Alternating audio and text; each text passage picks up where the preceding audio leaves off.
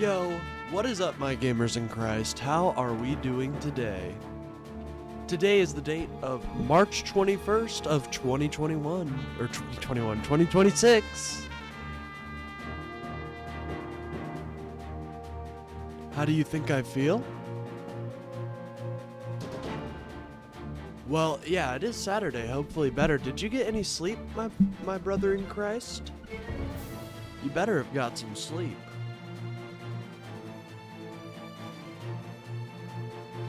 One moment, I gotta get...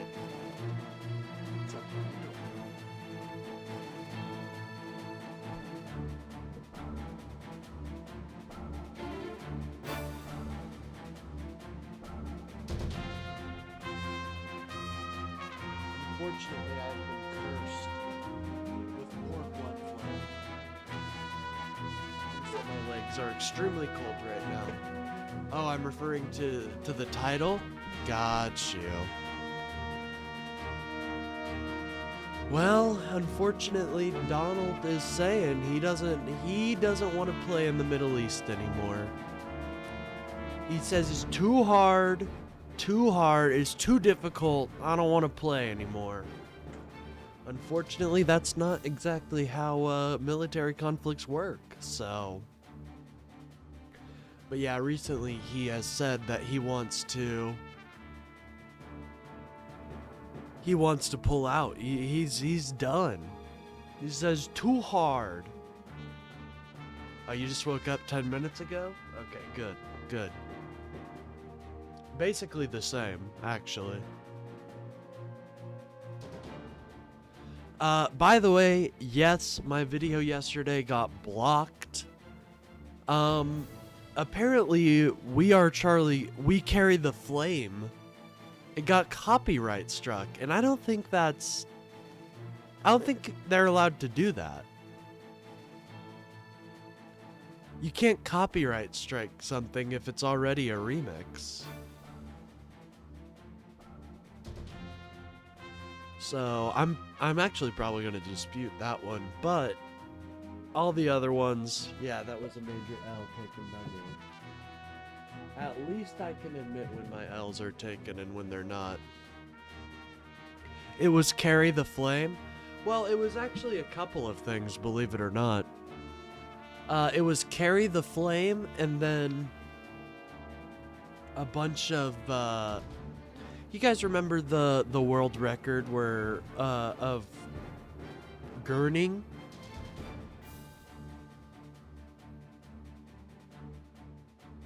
I think you need to go back and cut it out of earlier videos. I should be fine. I don't know why. That's why I'm gonna dispute it, because I don't think there's any good reason for it to be counted as intellectual property. Because it's a remix of somebody else's song. If they had originally made the music, then yes, but because it's a remix of somebody else's song, I feel it falls within the public domain.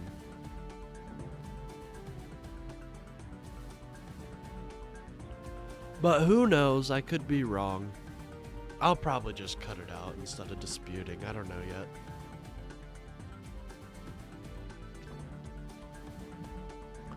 But yeah, the Guinness World Record segment got like 3 different copyright claims. Luckily, Front Mission 4, whoever created this OST are absolutely based chads. Using the remix loophole to get videos taken down is pretty common. Interesting.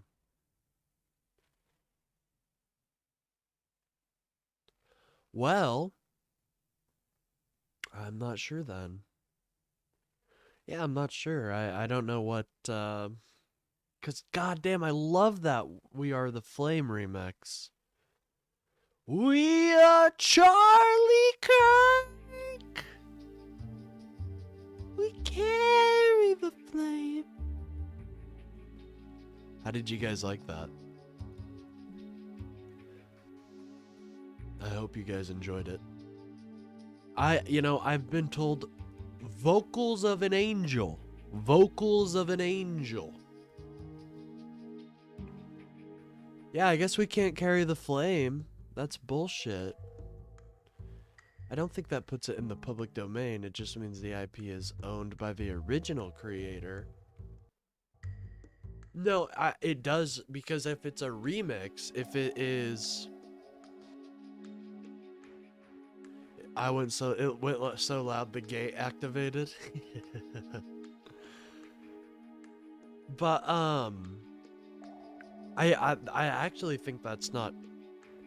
I think there is, a differing in the law, because if you make a remix,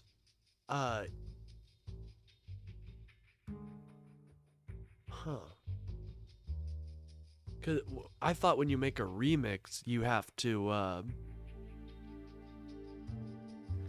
it basically became your own intellectual property, that specific remix.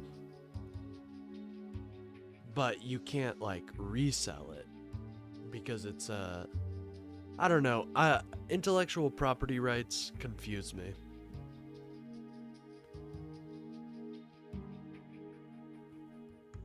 Yeah, I thought a remix would be changing. Yeah, it would be changing the art. But I don't... Well, this kind of covers parody law then, because, like, if that's the case, if it's what I was originally thinking, then Weird Al wouldn't be able to make money.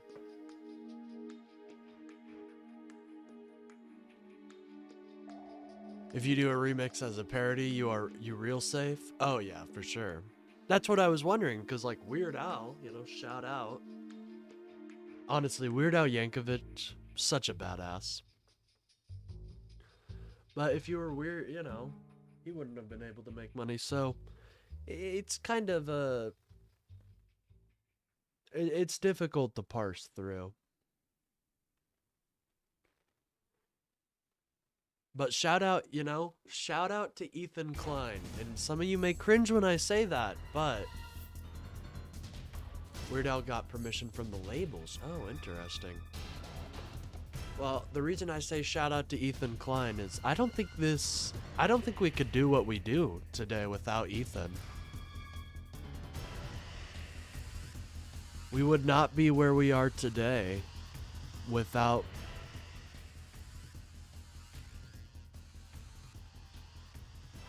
He didn't have to do it, like Gangster Paradise dude, lawsuit.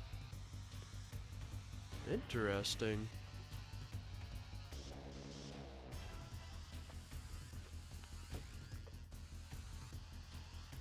Living in the Amish paradise.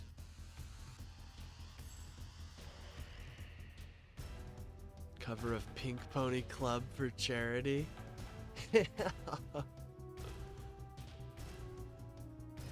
Well, hell yeah. Oh dude, Weird Al is such a trip. If you guys want to know a little piece of history before about me before we get into the news. Back when I was in high school, there was a little meme going around in my class called the well, it wasn't called any. It was about the song Albuquerque. And it was just a huge meme that was so... It was in drama class. So for one of my years in drama class, or not drama, I guess forensics. For one of my years in forensics class, I did a comedic interpretation of Albuquerque by Weird Al Yankovic. I placed a couple of times with it too. I was pretty killer. And it wasn't like my main. My main was poetry and I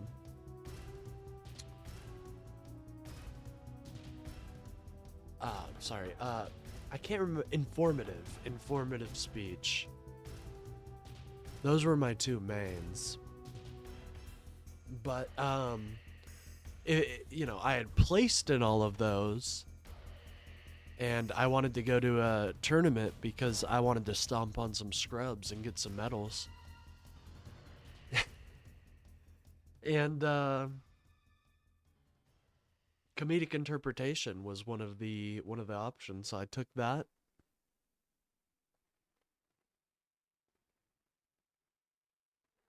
Albuquerque. Way back when I was just a little bitty boy living in the box under the stairs of a under the stairs in my mother's basement, something like that.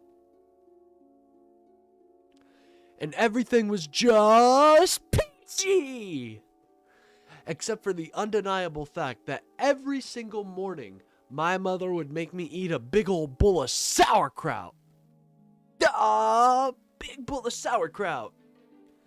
Every single morning, it was driving me crazy. Well, until one day I was like, hey, Mom, what's with all the sauerkraut? And my dear sweet mother looks at me like a cow looks at an oncoming train, and she said, oh, it's good for you. And then she tied me to a box and force-fed me nothing but sauerkraut till I was 26 and a half years old. I'm surprised damn, can I do this full thing? Until I was 26 and a half years old. That's when I swore that one day. And then I think he goes on the Gangster Paradise wasn't a lawsuit. He shared a label with Kubio. And the label gave him permission. But Coolio didn't want it to be done and wasn't informed of the parody. See, that's another... I think labels are kind of scumbags, dude. I don't know. Whenever there's a middleman between the service, it just is like... I don't... They always seem like scumbags, you know?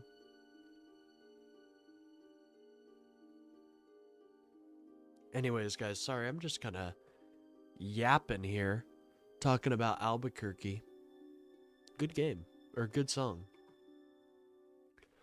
Let's switch over to news and politics. Oh, I'm not in the Discord. Oh gosh, guys.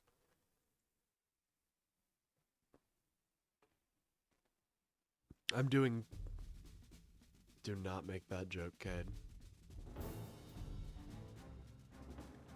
Do not make that joke. There's been times where it's like, you know what? I don't need to make this joke. And that was one of the times. That was one of the times. And I'm proud of myself for not choosing that moment. See the emote you made? Ooh, where did you send it to? I did not.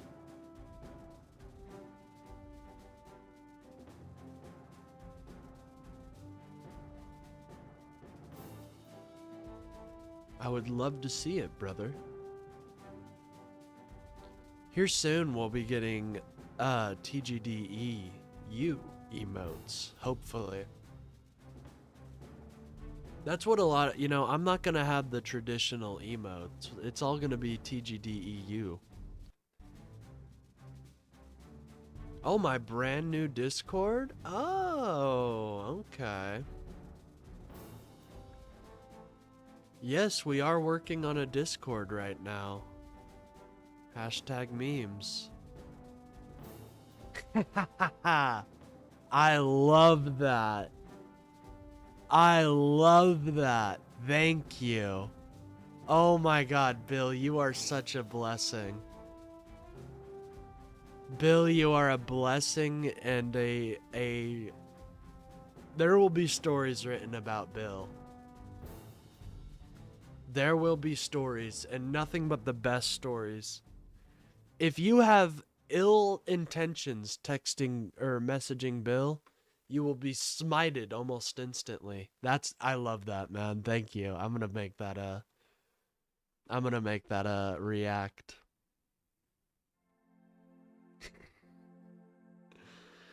Did you happen to come upon his live the other day? Dude, he's got as much hustle as me. I do respect that. He does have hustle. I do respect the hustle. He's blatantly wrong and just has cope sessions. But I do respect it. He is live almost as often as I am.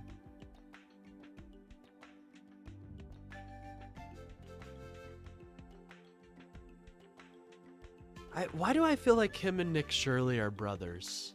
Do you guys kind of get that sense too? Like, him and Nick Shirley seem like they might be brothers. Am I off?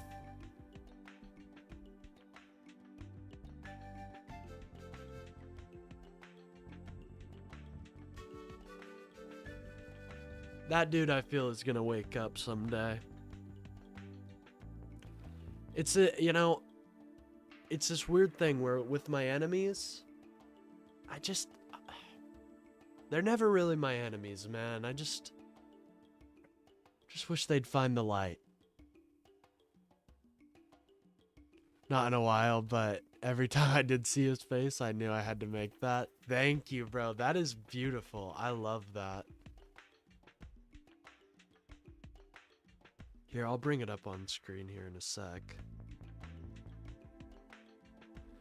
Yeah, that was good, bro. You did a good job with that one. Here, let me get you guys the image real quick.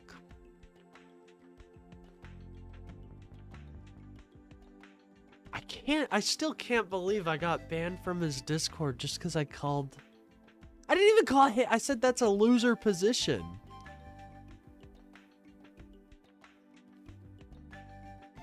Dude, this is great.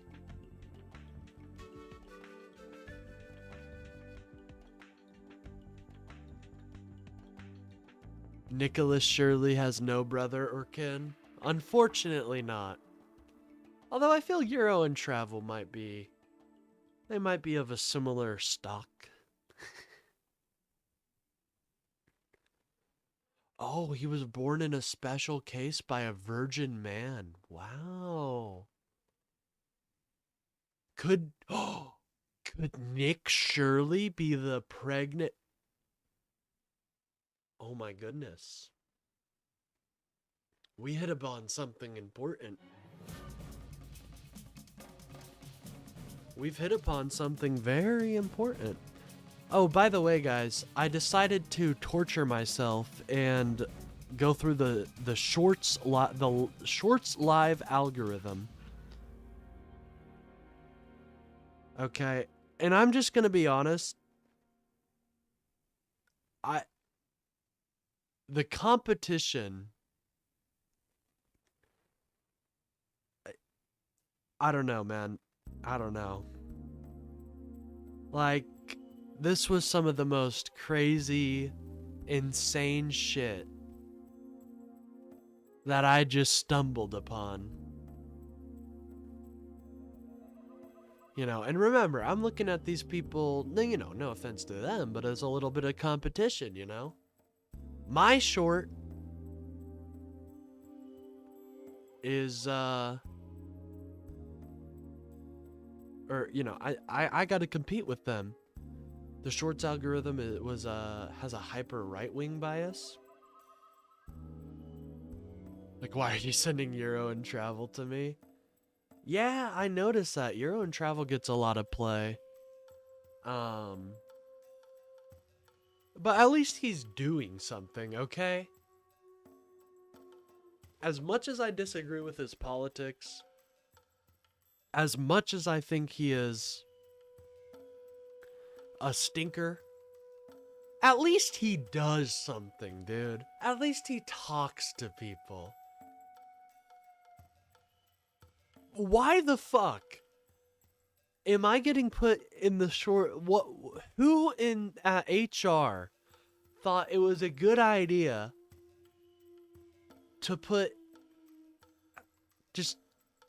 How do I even describe what I've seen on Shorts Live? How do I even describe it?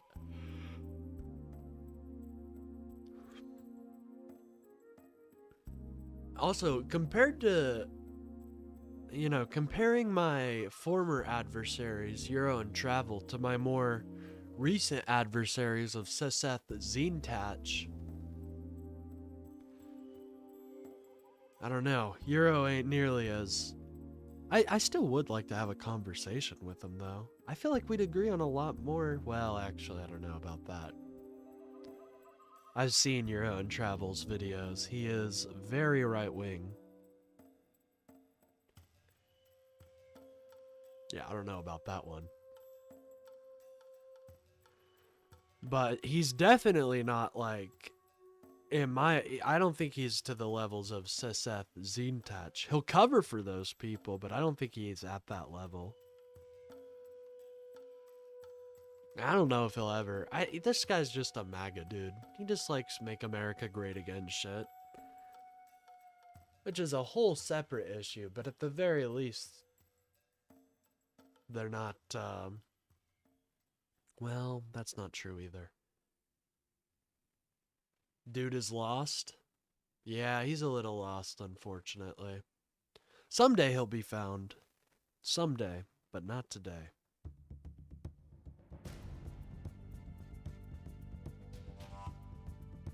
You know, I do feel like if we had a conversation, we'd, you know, we'd probably agree on some things. Obviously disagree on a lot, but I'm not somebody who just instantly hates you because we have disagreements. That's ridiculous. You're my fellow American. Or at a more basic level, my fellow human, you know?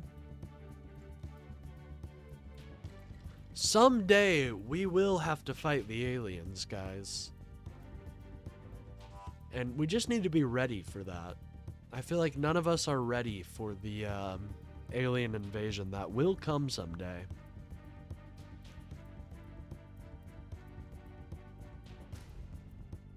What would the world be like if they faked an alien invasion to unite the world? That was an actual plan. It wasn't like it wasn't gonna go, you know, it obviously wasn't in serious consideration, but I do remember during the Cold War, well, I don't remember, but I've seen videos and documentaries that was a plan to fake an alien invasion to unite the world against aliens. What would the world be like if that were the case?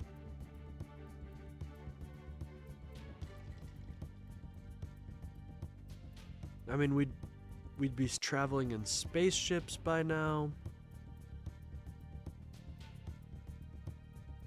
Like, you know, why not just do a little lie and say, hey, aliens are coming, guys. We gotta get our shit together.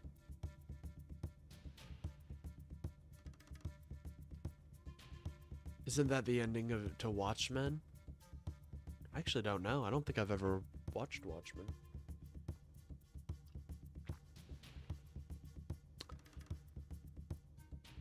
Oh, yes, I don't...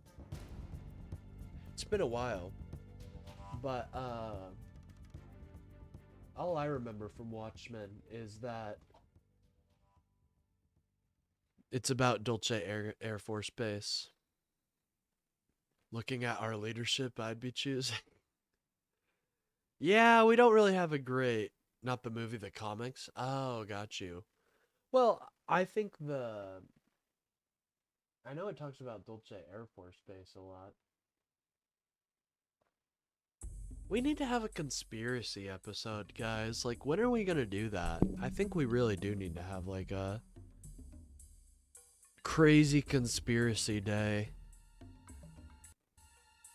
The most important video AI has ever made. Let's watch this. The most important video AI. Bro, there's no fucking way. Bro, there's no way it was a Benny Johnson clip. There's no way in hell I just stumbled upon Benny Johnson. Wow, dude. That's exciting. Wow, rarely is the algorithm serving us this level of slop, but I appreciate it, Algo. I appreciate it. Let's see what Benny's talking about here. Has ever produced. It's the Cameron Wardy! Huh? Bro, what is this? Is this how you treat your kid, Benny? You know why this hits so close to home? Because he is the parent ignoring his child. He is the parent ignoring his child. That's why it hits so hard. Worry just... I don't try to get up.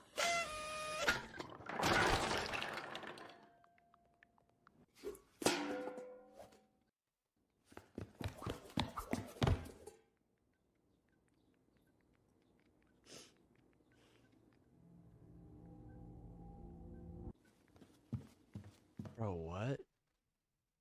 This is so dumb. Why the fuck does he got a fucking pan on his head?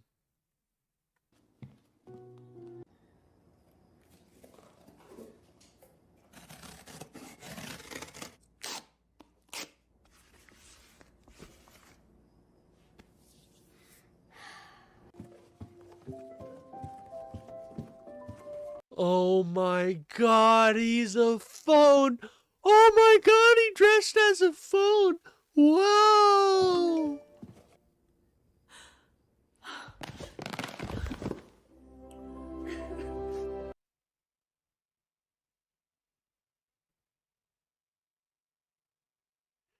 Dude, people like, I've been at a loss for words. This is one of those moments. What? Benny's crying. Benny is crying. As a parent in the modern era. As a parent in the modern era, I really relate to that. I fucking hate my child. That's what Benny's about to say. I'm completely gutted. Dude, that's why it hit. Dude, that's him. Oh no. That's him. He is those parents. Whoa. And totally convicted by that video. You are constantly on your phones. Convicted? I don't... Benny, is that the right word you want to use there? Convicted? Telling yourself that you're providing a better life for your children, working, perhaps your job is digital. My job is almost completely digital. So I lie to myself and I'm like, oh. Dude, it is him.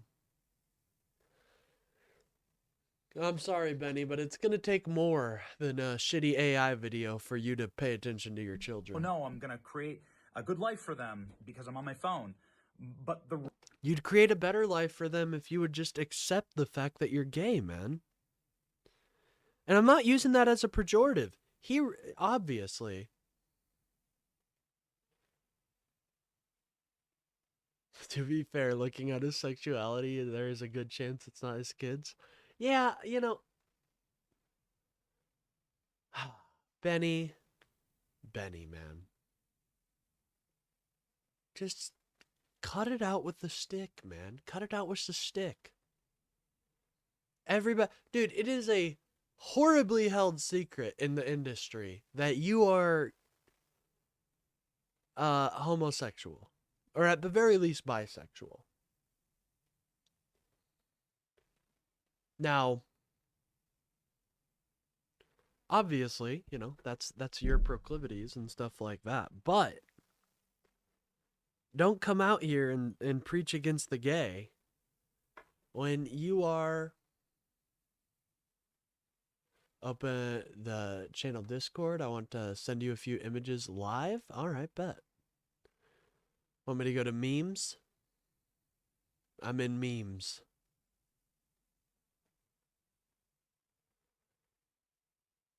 Is it possible? Yeah, I'm gonna actually ask Kalinda if she's able to help me out with my server. Reality is that their lives are physical. Yeah, Benny. Mm-hmm. Wow. How did we get such a deep thinker, honestly? It's incredible. Completely real, not digital whatsoever. My kids don't even have iPads. My kids have no. Because you don't want them to see the... You don't want them to see the images. Oh, okay.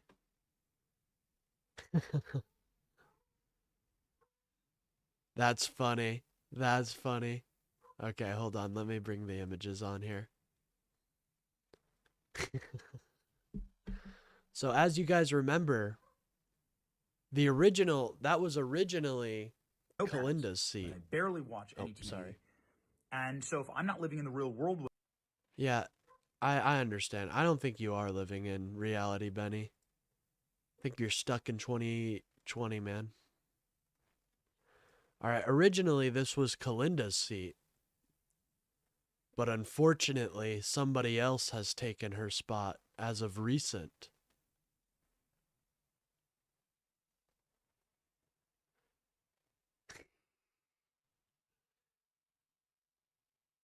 And here is, how dare you? How dare you sit where I almost said sat. How dare you? You're right. I should put him on the left. I agree. Anyways, with them, then I might as well just be absent. I might as well just be an absent father. I mean, is this a self-admittance? Like, damn, there's a reason that hit so hard for him. There's a reason that hit so hard for Benny. Because I'm not living in their world. And there are these precious few years, and all development research shows this, where they actually children actually lock in with their parents. They lock in? Whoa, I didn't know they were able to lock in. Whoa, do they have the grind set going? Are they able to lock in and get the grind set going? And you spend the vast majority. Jesus, dude. Benny isn't doing well. I'm just gonna say it. That's not... I don't think this is... good.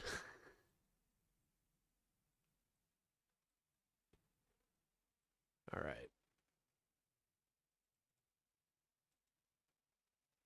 Of the time you'll ever spend with your children up front in their earliest years.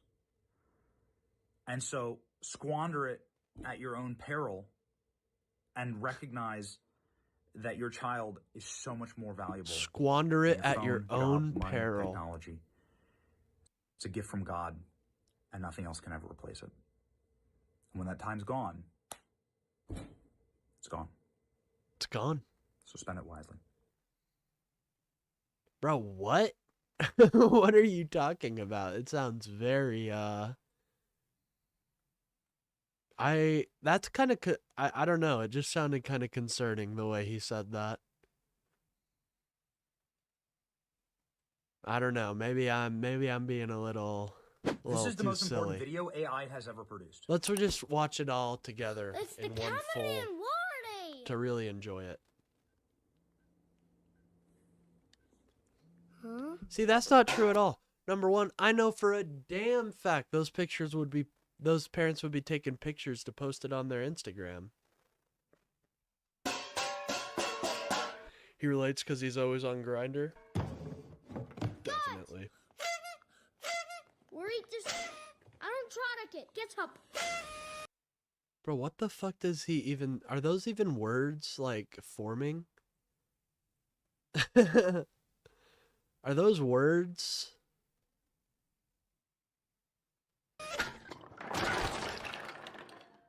And then he just has a Jenga tower? Something tells me this isn't real.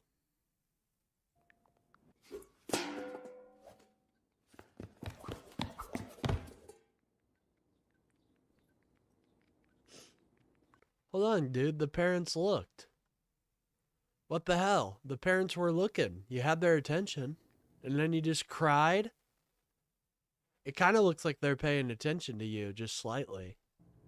Be more interesting, I guess, kid.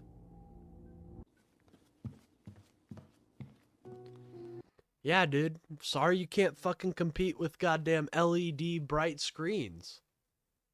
Get some fucking mods going. I don't know.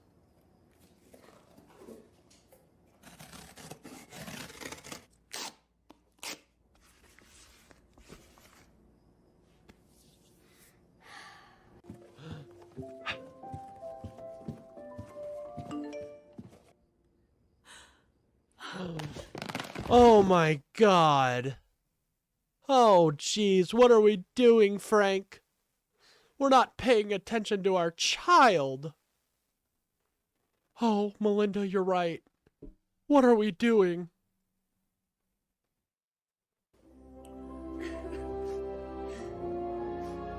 And then a bright light starts showing above them. Looks like God got kind of mad at you guys. Looks like God ain't too happy with what you were serving. Why did you not make God happy?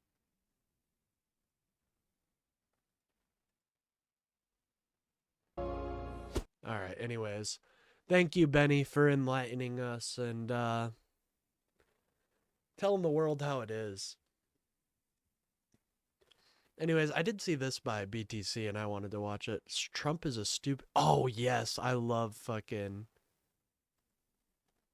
Oh, what's his name? I always forget.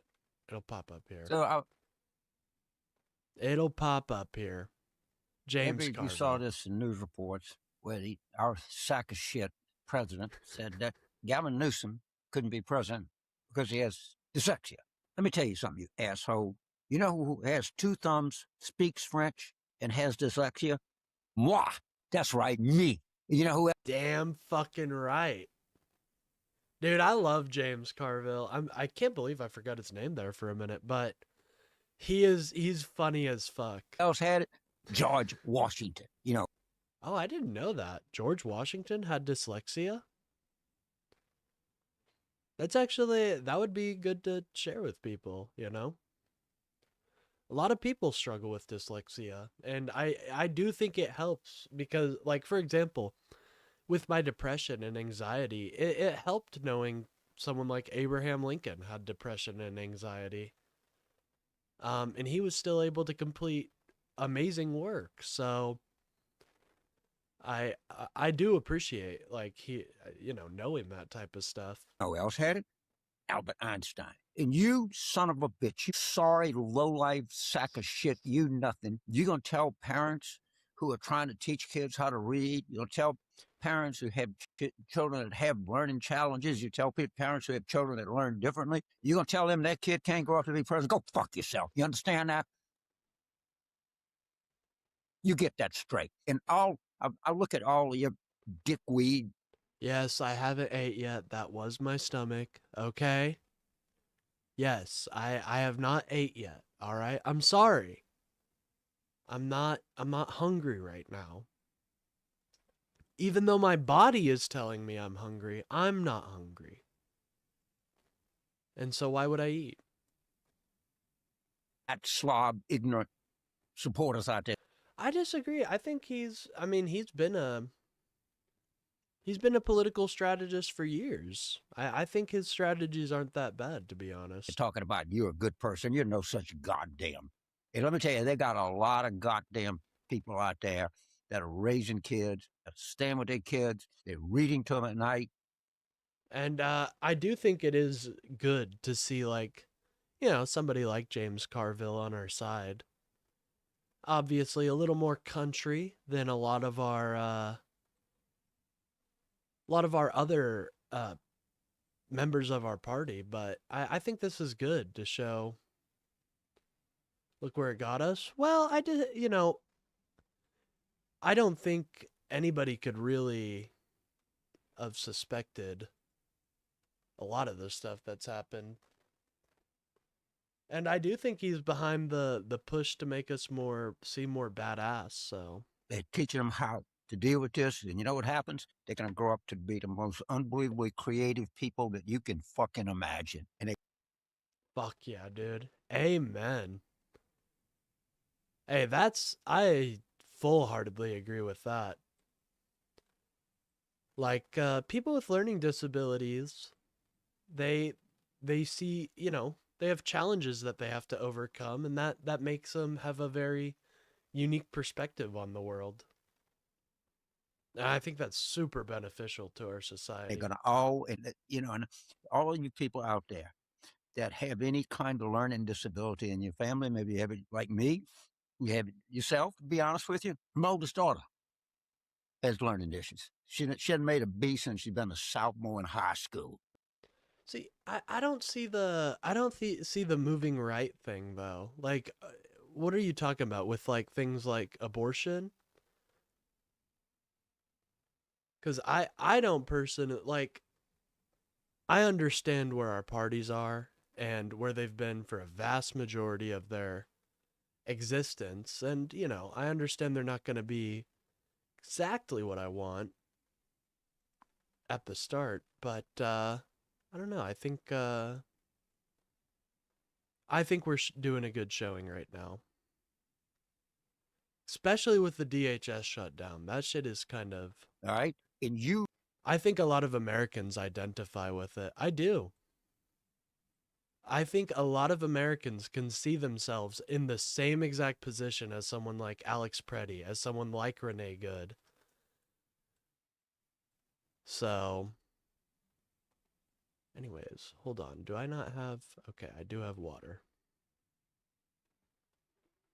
do not determine who in the fuck is going to be successful. I don't think that. I think progressive taxes aren't viewed as radical. Who said that? You know what I mean? Like, I'm not. I don't think they're radical at all. I think you do need a progressive tax system that will make sure to account for all the people that aren't being taxed. And also, I'm personally for getting rid of things like Citizen United. And I think that is a big fight that a lot of people can identify with. And I'm In this country just kind of rambling, because my bad. you are a model for the theory that a fat, stupid sack of shit can get elected president, because that's what you are, fat, stupid sack of shit. Now, you can be for Governor Newsom or not, but let me tell you, dyslexia, you know what he did? He admitted it. Why don't you release your medical records? That's right, asshole, your medical records, so we can find out if it was syphilis or it was gonorrhea. You know what you did? You stole your medical records from your interns. Gavin Newsom had the honesty and the decency to say, No, I don't think Schumer sees AOC as radical. Not at all.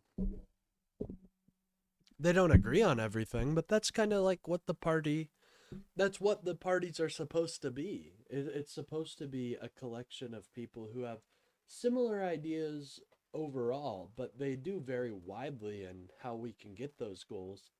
And it's up to party leadership to essentially decide which one of those are more reasonable, stuff like that. But I don't think Schumer doesn't hate AOC.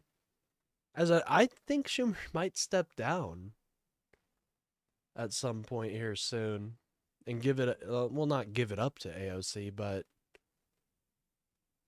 yeah, I had this, and he was talking about his mother, his own make it easier for her to run. I don't think Schumer hates AOC, man. goddamn mother just died. You're so fucking inhumane. I love that I have dyslexia. I love I have a short attention span. The only thing that I've ever been able to concentrate on in my whole life is how much I fucking hate you. No, that's not true. You know that's not true, Sumdum, because Hakeem supported Memdani. I can concentrate on that all day. And you know what? I'm glad I'm like that. That I'm asking all of you out there who are dealing with some learning disability or dealing with a child or a family member that has some learning disability, to hate that son of a bitch just as much as I do. Thank you. He's pretty funny. Anyways. But yeah, that's not true, Sumdum. Hakeem supported Mamdani. You know. They did not like Alex Cuomo. It is true. Gave support at the very end. Did Schumer ever? Well, Schumer, number one, he's in party leadership, so and it's a mayor race. Doesn't really have much to do with the Senate. Didn't really have much to do with Congress either, but a lot of people wanted the Hakeem endorsement, and Hakeem did give his support.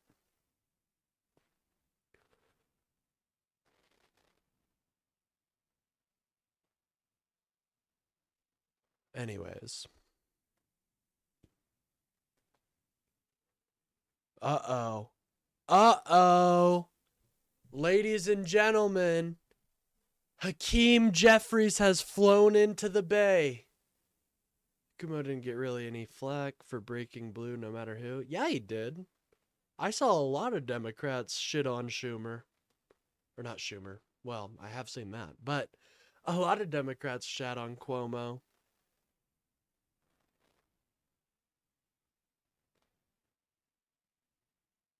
Hassan got more flack for saying a thing. Well, Hassan did say that America deserved 9/11, so I do think that's rather inflammatory.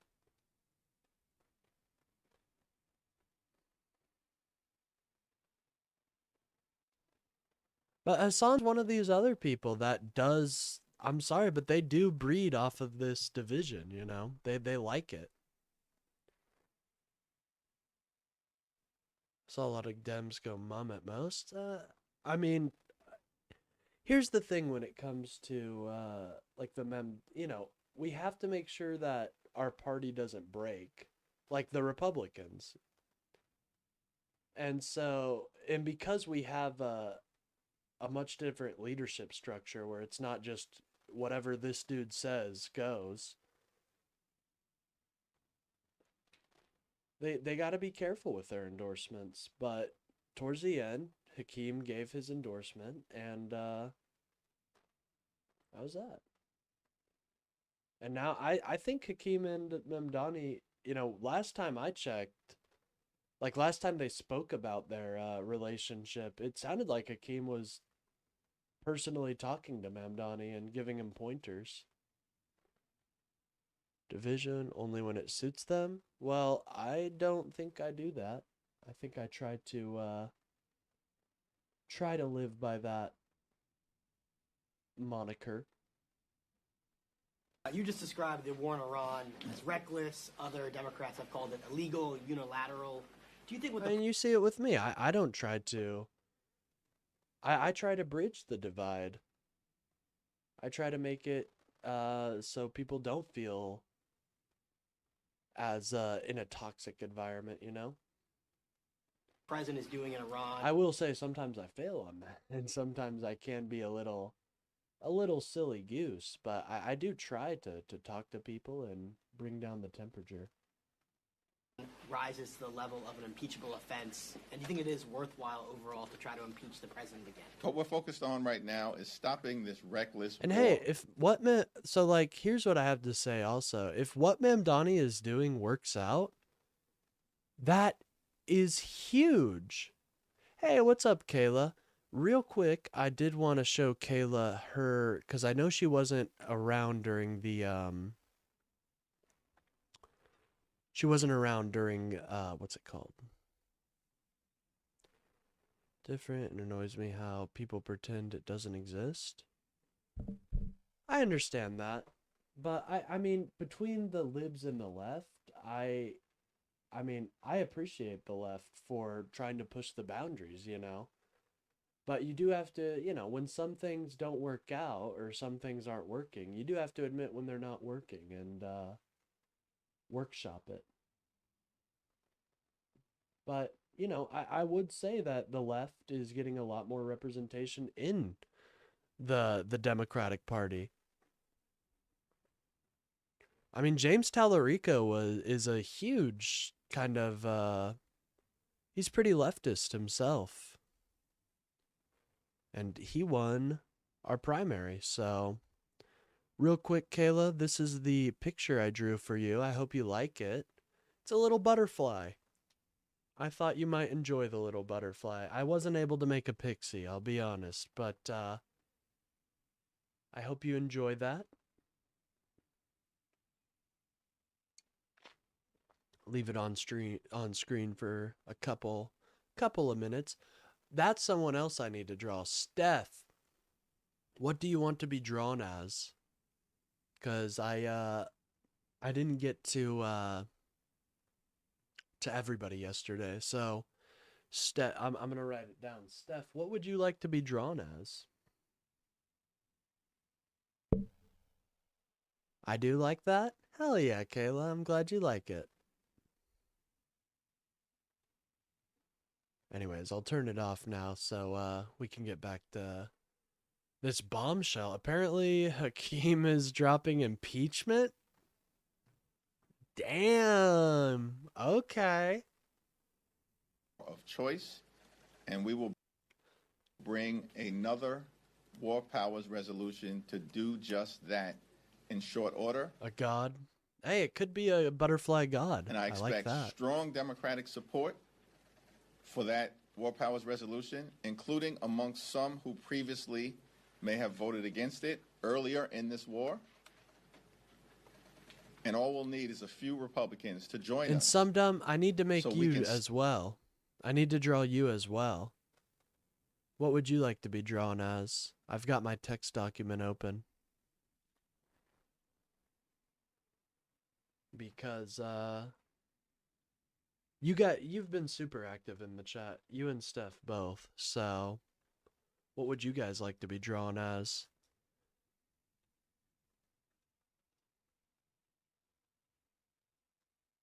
There we go. Stand up for the American people who are overwhelmingly opposed to Donald Trump's reckless war of choice. Thank you. What's your message to TSA workers who are going without paychecks, people who are suffering in these long lines preparing to travel, who don't care about the finger pointing, who don't care about the politics, they just want Congress to get to some solution? A phoenix? What do you say? Dude, I got you. Psh, it's gonna be the coolest, most biblically accurate phoenix you've ever seen. Them. Why can't this be figured out? We should be able to get this done today. All Speaker Johnson needs to do is bring the legislation to the floor that will pay TSA agents and reopen the parts of the Department of Homeland Security that have nothing to do with ICE and have nothing to do with Trump's extreme and violent mass deportation machine. That's all that needs to happen. And yet, House Republicans... God, this is a insane, like... This shows the Republicans, this is just how corrupt and crooked they are, in my opinion. Dude, it's not... Like, why can't we have a disagreement about ICE and fund these other agencies? Isn't that what Congress is supposed to be about? Making sensible laws pass while holding out on the disagreements. Isn't that what it's literally about? But the Republicans, they don't want to do it, man. They don't want to participate in our democracy. And Senate Republicans have consistently rejected paying TSA agents. Why?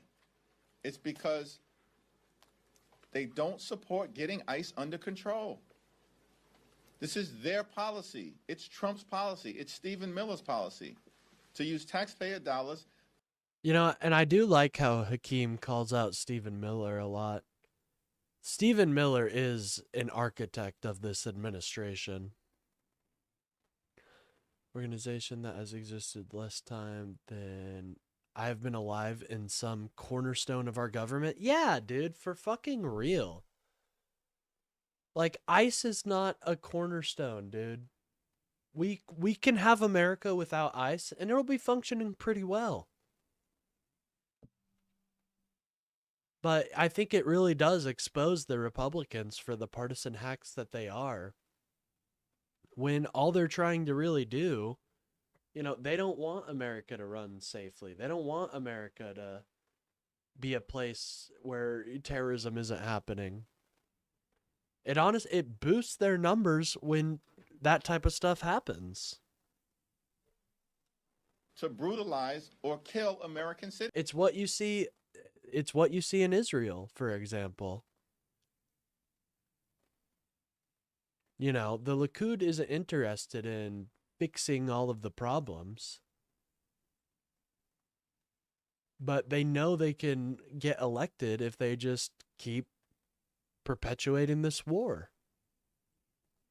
Citizens, as we've seen with the cold-blooded killings of Renee Nicole Good and Alex Preddy. And the American people want that to stop. And if Republicans are unwilling to deal with that issue, they shouldn't be holding TSA agents hostage. They shouldn't be holding the American people hostage. But Republicans are intentionally creating chaos in airports all across America. It needs to end.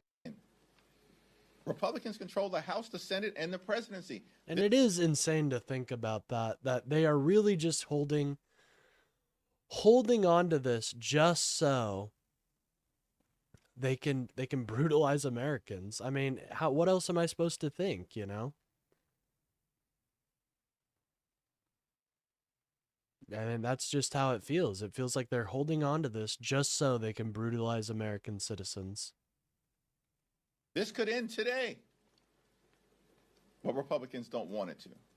But at what point? Thank you. Good morning. So the administration says they're going to request $200 billion for the war in Iran. I know many Democrats oppose the war, but if Democrats were to oppose this request, does that create a problem leaving troops under hostilities in the lurch in the middle of this conflict? It's our understanding right now that there are no troops on the ground. And in fact, the American people would reject Donald Trump and Pete Hegseth and Republicans putting our troops on the ground in harm's way in the Middle East. In fact, what Donald Trump promised as candidate Trump is that he was not going to get America into a reckless war of choice in the Middle East. But as President Trump, that's exactly... Fucking lied, dude. Lied his fucking ass off. No to request? Huh? what he's done. Oh, yeah, no to request for support. Yeah. And so it's our responsibility right now to end this reckless war of choice. To end the fact that billions of... Yeah, and I think the best way to do it is just make them run out of fucking money. You know. They obviously didn't have the fucking foresight to plan ahead. I don't think they will. They've made it pretty apparent they're not interested in passing the funding bill. Or at least that's what I've gathered so far. Dollars have already been spent. Perhaps up to $2. Yeah, see, he's talking about this has already cost a shit ton of money. And it really has. Like, if you guys look at the amount of money this war has cost us, it's insane. And really puts into perspective, oh, the Republicans, they weren't willing to pay for ACA subsidies, but they're more than willing to pay for a fucking useless Middle Eastern war. That's interesting. That type of stuff I feel stays with people. I do. $1 billion a day to drop bombs in the Middle East. But these same Republicans here ripped Medicaid away from millions of people, including children and seniors. They've stolen food from the mouths of hungry veterans by enacting 180... Well, I guess we'll see. But from the way, you know, the way Jeffrey's making it sound, he does not want to pass this funding bill. And so if people break decorum and decide to vote with it,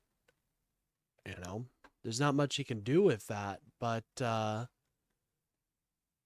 it seems as though he's very much trying to make it not pass.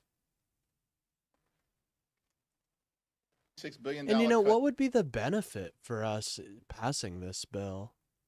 Like, what direct benefit would it even have for us?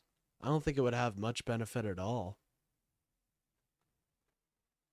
To SNAP, and then at the same period of time, gave a $75 billion slush fund to ICE. Yeah, I guess we'll see some dumb, but I don't really see the benefit. Even if they were interested in passing it, like, what would even be the benefit for that?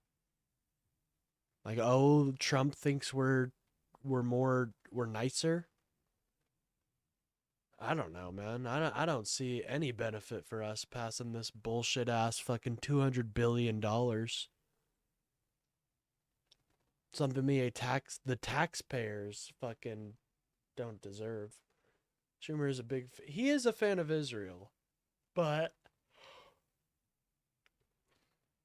I don't think even he would support this stupid ass war. But we haven't really heard much from the Senate, so we've heard a lot from the House, though, and they are not happy about it. That's their priority. They gave massive tax breaks to their billionaire donors. That's the Republican priority. And now they're dropping bombs in the Middle East in a reckless war of choice, spending billions of dollars. Here's what we should be doing. We should repeal the Medicaid. Yeah, and also how he keeps calling he very much makes it apparent this is a war of choice. Something he has I think said from day one. Cuts. Which is, that may not seem like effective messaging to us, because, like, no shit, we know that. But to the average American, this probably hits. Like, oh, what is it? What does he mean by war of choice? I thought Iran was an immediate threat. We should extend the Affordable Care Act tax credits. It's crazy to see the disinformation that's on normies' feeds, guys. It's actually some of the most black pilling shit you've ever seen, you would ever watch. And guys, you know me, I'm the fucking blue pill out here, straight up blue pilled. And even watching it, I was like, wow, this is what people are. It made me question, it made me think, like, wow, free speech. Free speech. That Donald Trump stole from the American people through his unconstitutional and unlawful tariffs as declared by the Supreme Court. That's what we should be doing if we're talking about the expenditure of billions of dollars of money. Make life better Catherine Clark is the Democratic whip. Everyday Americans. What if the GOP asks for offsets? Some dumb. We're not it's even Catherine Clark in a position to have this conversation right now because the GOP Republicans are way off base as it relates to their priorities. And as I just mentioned, let's focus on bringing down housing Let me costs. just make sure Catherine Clark is who I think it is.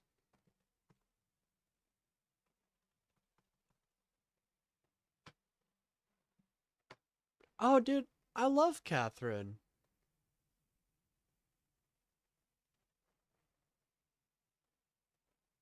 Yeah, now that I know who it is.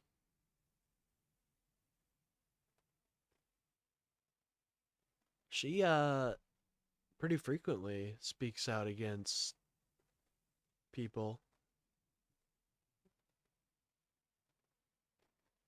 Down healthcare costs, bringing down grocery Should be getting a lot more flack. bills, bringing down childcare costs, bringing down the price of gasoline, which is through the roof right now, almost $1 above where it had been the day before the war. Why? Because of Trump's reckless economic policies and the fact that House Republicans continue to bury their heads in the sand with their cult-like behavior, acting like nothing more than reckless rubber stamps for Donald Trump's extreme policy. Let's start there before we have a conversation potentially about $200 billion get off plan, or she can't control her party. What are you talking about? I don't think the why are you not seeing them in lockstep right now? I think most Democrats are, people like John Fetterman, unfortunately, are always going to caucus with the Republicans on smaller shit, but on the bigger stuff, he's always with us. Well, the reason you don't see the Republicans split off often is because they bully there. They use bullying tactics in the Republican Party. Like, very bad. Like, if you break away, if you're someone like Thomas Massey, for example, they will skin you alive. To the point where Donald Trump, even someone like Ted Cruz, Donald Trump made fun of his wife. We don't do that here. More for this administration that has shown zero interest in spending a dime to actually.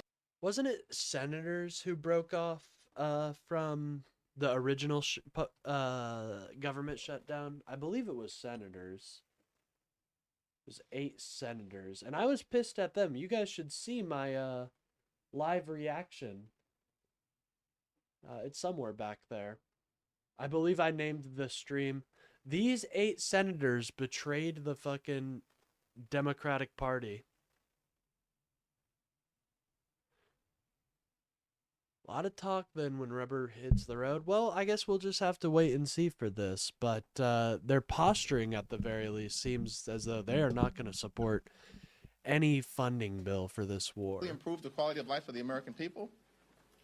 And so I think it's clear where we are right now, as you've indicated, as it relates to this reckless war of choice and where the priorities should be. For Democrats, we believe the priorities should be, let's spend taxpayer dollars to actually make life more affordable for the American people, because it's become far too expensive as a result of Donald Trump and his failed. I do find it extremely interesting that in a matter of a year, did those 8 senators lose any committee seats or anything? I'm not sure. I do think there was obviously there was condemnation. I'd have to look. And would they lose their committee seats if a Republican is in charge versus a Democrat? That's something I would wonder. Republican policies. Thank you. I just want to go back to the War Powers Resolution. Like, if you go on a committee, do they have to have approval from Republicans and Democrats? Because I could see a world where, they vote against it, and the Democrats want to get them out, but the Republicans are like, nah, buddy, you got to get our confirmation before you can do that. I guess I need to look into the procedures like that and stuff. To the last Iran War Powers Resolution, and could you just give us any details about that process there? Well, I'm not going to get out ahead of the sponsors of that War Powers Resolution, but it will be different in nature to some degree, because we're now approximately 3 weeks into the war, and we've got a lot more information that can be presented to the American people as it relates to the concerns that they, of course, have had from the very beginning about Donald Trump's reckless war of choice, where there's no plan, no strategy. Yeah, no I do think this is the nail in the coffin for Trump. He should not have done this, dude. This was such a bad idea. Like, just political strategy-wise, this was a horrible idea. It alienates, like, half of your base. And they'll say, they'll obviously do the line, yeah, I still support Trump, but, how long until it gets to, yeah, I just don't support what he's doing out there, man. I don't know. They clearly didn't anticipate what was going to happen in the Straits of Hormuz. Republicans clearly did not anticipate the fact that more than a dozen countries would be drawn into this conflict in the Middle East. Regime change hasn't taken place, which was one of the stated goals. And now the administration apparently is threatening to send ground troops in to Iran, which we know will be a disaster, we always are going to support our brave and heroic men and women in uniform. Yeah, of course. But we have a responsibility to make sure that they're safe. Like, just because they're in the fucking military doesn't make them just fun toy soldiers that you get to play with. I really do think that's how Republicans and Donald Trump view soldiers. They're just fun little toys you get to play with. No, these are real people. Real lives that you're affecting. You know, those 13 service members' families are never going to get to see that person again. But Republicans just think it's like a little game they get to play. Oh, you know, a couple soldiers lost, that's okay. No, one soldier lost is too many. But you have these fucking idiots acting like it's totally okay. that public policymakers within this administration aren't recklessly sending our troops into harm's way. And so we look forward to a robust debate about whether to be in or out of this war. And House Democrats, as you've seen, are strongly opposed to this reckless war of choice. Thank you, Mr. Leader. You mentioned that Congress and the Trump administration should be focused on making life better for the American people. You mentioned the high cost of housing as a priority that lawmakers should be focused on. Last week, the Senate passed what they call a comprehensive bill that would remove red tape and increase the supply of housing. Okay, I think we have seen this part. Yeah, I think that most Americans are pretty fucking opposed to this war. I've seen the polling that was saying essentially that we would not that we would, but that Republicans overwhelmingly support this war. I don't know about that, man. I don't know if I trust that poll. I really don't know if I trust that poll, dude. There's some weird I don't know, man. Jumbo the hairless chimpanzee. This is AI. This is AI for sure. You guys think this is AI? Jumbo, a hairless chimpanzee from Twycross Zoo in England. Is this a real chimp? Okay, actually, it might be a real chimp.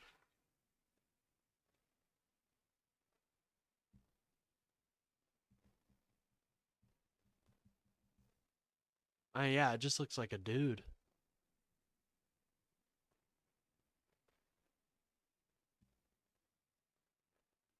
Interesting. Damn, he's crazy. He's crazy. Hairless chimpanzee going wild.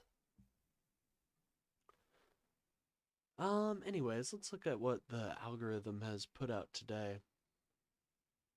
Murowski speaks out against the SAVE Act. Isn't she a Republican? Cherokee is senator from Alaska. Isn't she a Republican? Hold on.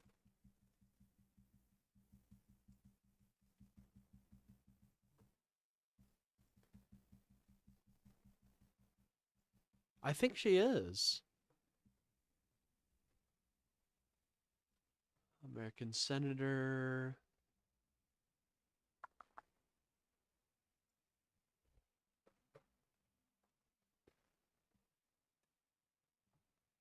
Let's see.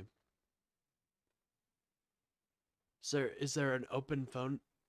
Is there an open phone number? Typically, member of the Republican Party. Yeah.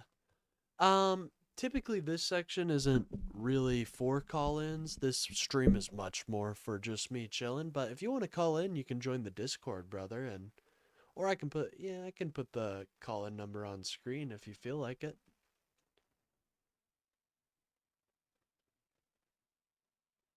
If you would like it, here, I'll send it in chat. Yeah, feel free to call in, I guess. If you want to, you can feel free to. No pressure, though. Probably talk for like 10 minutes, and then I'll continue on with the show. And if you guys want to do friendly calls at all, I do it in the last hour of my debate streams. I have friendly call-ins. Just so I can see how bad I got owned, you know? But what's up, Cyrodiil Crusader? Good to see you. If you want to be drawn as something, let me know in chat, because I did my community day yesterday, and I've seen you in chat pretty often, so you can get a drawing. But yeah, Lisa Murkowski is a Republican, so she is speaking out against the SAVE Act. Mr. President, I ask unanimous consent that the privileges of the floor be granted to my defense fellow and my intern for the remainder of the Congress. They are Alexis Tadaro Wagner and Caroline Moffett. Without objection. Thank you, Mr. President. Yeah, I remember, but she does sometimes. Okay, now I'm remembering who this woman is. So she voted for the big beautiful bill only after they gave a shit ton of concessions to Alaska. Honestly, good move by her. Good move by her.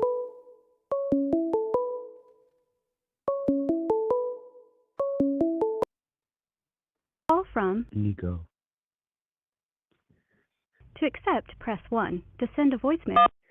Hello, how are you doing today? I'm doing good, you know, just enjoying a nice little walk in the park. Hell yeah. So, you know, I just like what you do in your channel. Oh, hold up. This guy looks kind of sketchy. Get away from me. Hey, no.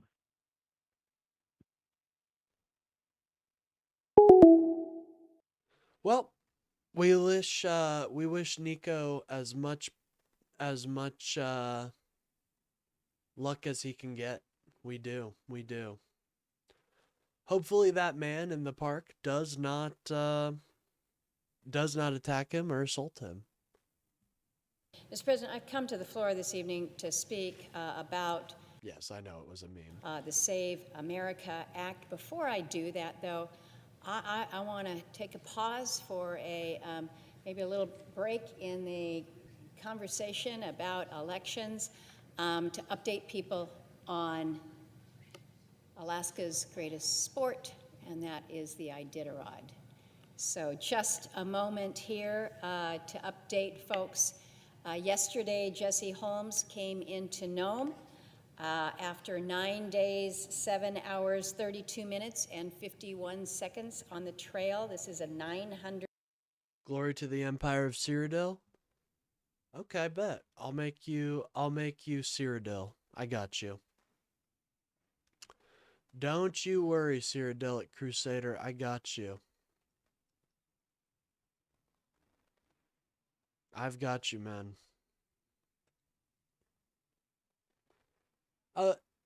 Cyrodiilic Crusader, I was wondering something, man. Have you noticed there's this weird subculture in the Elder Scrolls community that is like super racist? And they use like dark elf pejoratives and stuff like that. I don't know if you noticed that, but I've noticed it. 175-mile trail that he accomplished with his extraordinary team led by Zeus and Polar, taking him all the way to Nome. He ended up with 12 dogs in the harness that were... Yeah, it's really weird, bro. Like, I don't know what... Like, I feel like Groypers have kind of taken over that part. I don't know, man. It's very weird. The Elder Scrolls racism is so wrong. Oh yeah, dude, the Elder Scrolls is very racist. When you think about it, like Nords are just straight up just racist. They just call people how it is. Well, not how it is, but how they think it is. Happy and barking and hungry and still ready to go. Truly an amazing feat.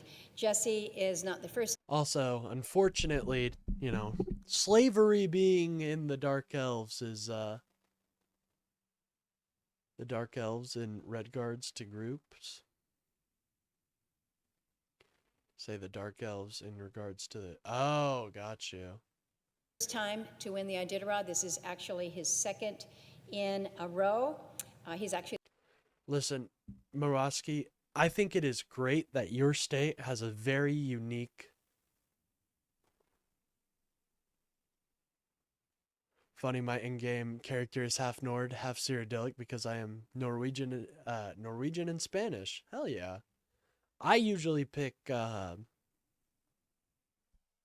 Imperial citizen usually as well. the fifth person. What would I be? I would technically be half Nord. Yeah, half Britain.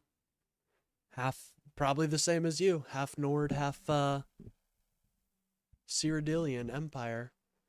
Laughing, coughing black stuff up because due to the fact my lungs are starting to heal from smoking cigarettes for 3 years, I'm actually using the vape.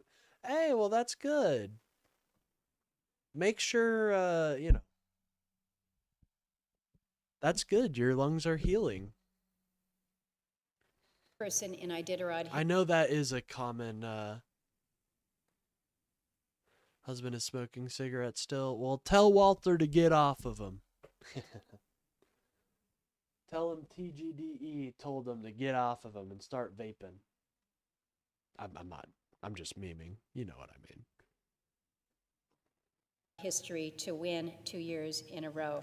I visited with him at the ceremonial start, and we talked about his focus on the race and how much it meant to those in rural Okay, Alaska. listen, yeah, like I said, glad to hear that Ichabod is doing well. Always good to hear. Nord, of course, Norwegian and Cyrodiilic is Roman Spaniards. French, Italian, Portuguese, and Romanians are, of course, modern Roman descendants. And, of course, I am a proud soldier of Cyrodiil. Of course, of course. Would you consider High Rock maybe to be like British influence? I mean, obviously it has the European culture there. For the teams that are on the road. So there's still 20 more mushers that are out there on the trail. We are wishing. Let's go. We wish them well. Good luck to the mushers. This woman really is pure Alaska. Shout out. Wishing them the best. And I mean, you can't really get more Alaskan than talking about the Ichabod race. Safety along the way. The weather there is not good. But these are men and women and canine athletes that will take the toughest test. It kind of segues a little bit into some of the points that I want to make here this evening about my state, particularly. We all come to these debates about policy with the background and the unique circumstances from the places that we call home. And I want to begin my comments this evening about the Save America Act and why I have spoken out in opposition. Yeah, there are a lot of Republicans that don't support this because they know how bad it looks. They know if they vote on this bill, there's a couple possibilities that could happen. One, they get voted out because they know that a lot of their constituency depends on vote-in mailing. High Rock is Scotland and German. Scotland is the south, more Germanic. They speak Scots, which came from Old English, the north of Scotland Gaelic. I'm a huge history nerd, and I love the Elder Scrolls. Hell yeah, I love having history nerds tell me what's I wish I was more of a history nerd, honestly. I'm definitely more of a political nerd, but big shock there. But I think history and politics directly relate to each other.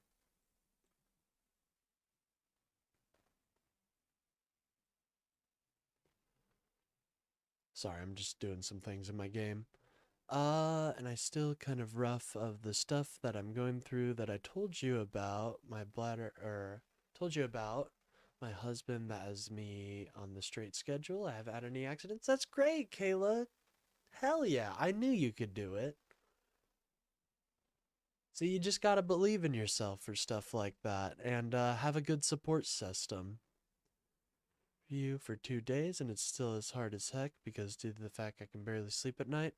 Well, hey, you're doing it. I'm proud of you, Kayla. You're kicking ass. I know it's tough, but you can. I really do believe in you, gang. To this measure, not because And I hey, so does this entire community. We all love Kayla out here. disagree with what my colleague from Utah has shared, that it should be the privilege allowed to U.S. citizens, this privilege of the vote. And I also No, it's not. I hope she takes issue with that statement too, because it's a right. It's not a privilege. It is our right to vote. It is not our privilege that we get bestowed upon us by the higher ups. No, that is a right that we are given because of our Constitution, because of our democratic values. It is a right. It is not a privilege. And I think that's super gross. Cyrodiil is Spain or Italy. Skyrim is Norway or Sweden. Morrowind is Morrowind. Yeah, definitely. Hammerfell is Algeria and Egypt. Elsewhere, like South India, the Somerset Isles are more like China.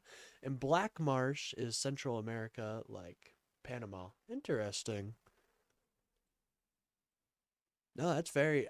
Where do you think the next game is going to be set, if they ever actually get to it? That's something I'm kind of wondering. I think it's probably... like a couple regions. So I think it's going to be High Rock and Hammerfell. I think you'll have both. Nothing as racist as Star Wars, though. Oh, definitely. Hammerfell? I think it's going to be High Rock and Hammerfell. I think it'll be a mix of the two. would agree that asking for valid... Because to be honest, if it was I couldn't see, like, I don't think they can get away with the one-trick pony like they've been doing. Like, for example, with Skyrim, where it was a lot of Nordic culture, but not much else. I think not unfortunate. I think they are going to have to have multiple different cultures in the next game. Just for replayability even, you know. Valenwood is probably similar to the Eastern USA. Yeah, I could see that. Valenwood's culture is pretty unique, though. But I do see what you're saying. The kind of tribes. ID in order to participate in voting is not an unreasonable thing. In fact, my state certainly requires that, and I think most others do. But as with so much that we deal with... Yeah, our states... So what's interesting is voter ID is kind of already applied. Watch the anti-woke cry about it. Oh, yeah. Oh, yeah, dude. If we get Hammerfell, they are going to cry for days that they're too similar to Islamic teachings or something like that. They're gonna complain about how the world serpent in the Hammerfell individuals believe in is fucking woke. It's too woke. It's actually a badass fucking interesting ass religion. Do you like The Witcher? I'm getting into it. I've actually never played The Witcher, but I've heard a lot of people recommend it, so I'm thinking about playing it soon. It's not just in the headline, it's not just in the top line, it's how would this apply in your given situation? And as a senator that comes from a big state, some would say a very unique state, a very complicated state. I don't think that there's too many where you have dog races that go just about 1,000 miles and we celebrate them. Yeah, they're straight up gonna call Lorcon. They're gonna call Lorcon woke. North Africa, but like a more Orientalist version of it. Yeah, I agree. I agree. Akavir is Australia. Well, we don't know much about Akavir right now. I hope they expand upon it in the next game. Akavir sounds interesting. Interesting as fuck, honestly. Witcher's tight. I'm still a bigger fan of Cyberpunk, but I have my biases. Yeah, same. Like, Fallout will continue to be my favorite world. Probably until I'm dead. But that doesn't mean I can't enjoy medieval type and the settings. fact that the trail that these animals and their mushers took goes through an area where, yes, people live, but we're not connected by any roads. The way that we get around is just a little bit different from other folks. And so recognizing and appreciating the distinctions that come to bear when you take a measure that is good in purpose. Citizens should be allowed to vote, valid ID should be required, but you got to peel back the cover here and Yeah. see how is this going to be. Exactly. Like, this is not what a lot, nobody disagrees with voter ID. But if we're going to do it, let's make it accessible for our citizens. And like she just said, imagine being in Alaska, you live in a certain area, but you got to mush your dogs fucking 10 miles to get to the local office. The Dragonborn, if he was Cyrodiilic, he would work with Tullius, put Ulfric down, then march on the Imperial City and usurp the throne as the new emperor, just like Talos. Amen. Well, that's my canon ending. Fuck Ulfric, he's too racist, man. And honestly, an independent Skyrim is worse off for everybody, because not only will Skyrim now be vulnerable to Thalmor attacks and attacks from unaffiliated groups, but also the Empire is weaker. Could you imagine a Thalmor Empire, or a continent where the Thalmor are the dominant faction? Be implemented. And so I want to focus, I know that there's multiple versions of the bill. The senator from Utah just pointed to that. I want to speak to the substitute amendment to Senate Bill 1383, which we have now, and focus on the particular challenges and the practical challenges that it creates for a state like Alaska that is 1/5 the size of the United States with a population of just over. Dude, it is insane that she fucking, how big Alaska is. Russia were fucking idiots, dude. Fucking idiots. The French and Russians, we scammed them. Atmora is like Skyrim, Alaska, and Canada. The Cyrodiilic Empire will rise under the Crimson Dragon Phoenician, with the Dragonborn and Odahviing conquering all of Tamriel. Amen. Look at map. Are we preparing to invade Alaska? No. But it is kind of fucking insane how big Alaska is. For 700,000. It's a huge piece of land, so dude. It's we the don't really do challenges much that with we it have either. specifically with registration, with the requirements for a photo ID, and then I'll speak a little bit to the mail-in voting limitation. One of the first places to start is you're saying, all right, if you said, Lisa, you don't oppose the I see, with the Dragonborn. the Okay. intent of this, That makes sense. More sense. and you come from a big state, and there may be logistical challenges in implementing it. When does all this come into play? Well, that's an important consideration, because as the bill is drafted right now, these I provisions think we could win. Against Alaska, maybe. are effective upon passage of the bill. And so that means that Alaska and every other state is going to have to comply with a new set of laws that, in my state situation, that contradict our state laws. And we are in the midst of an election cycle. We are less than 8 months away now from our general election.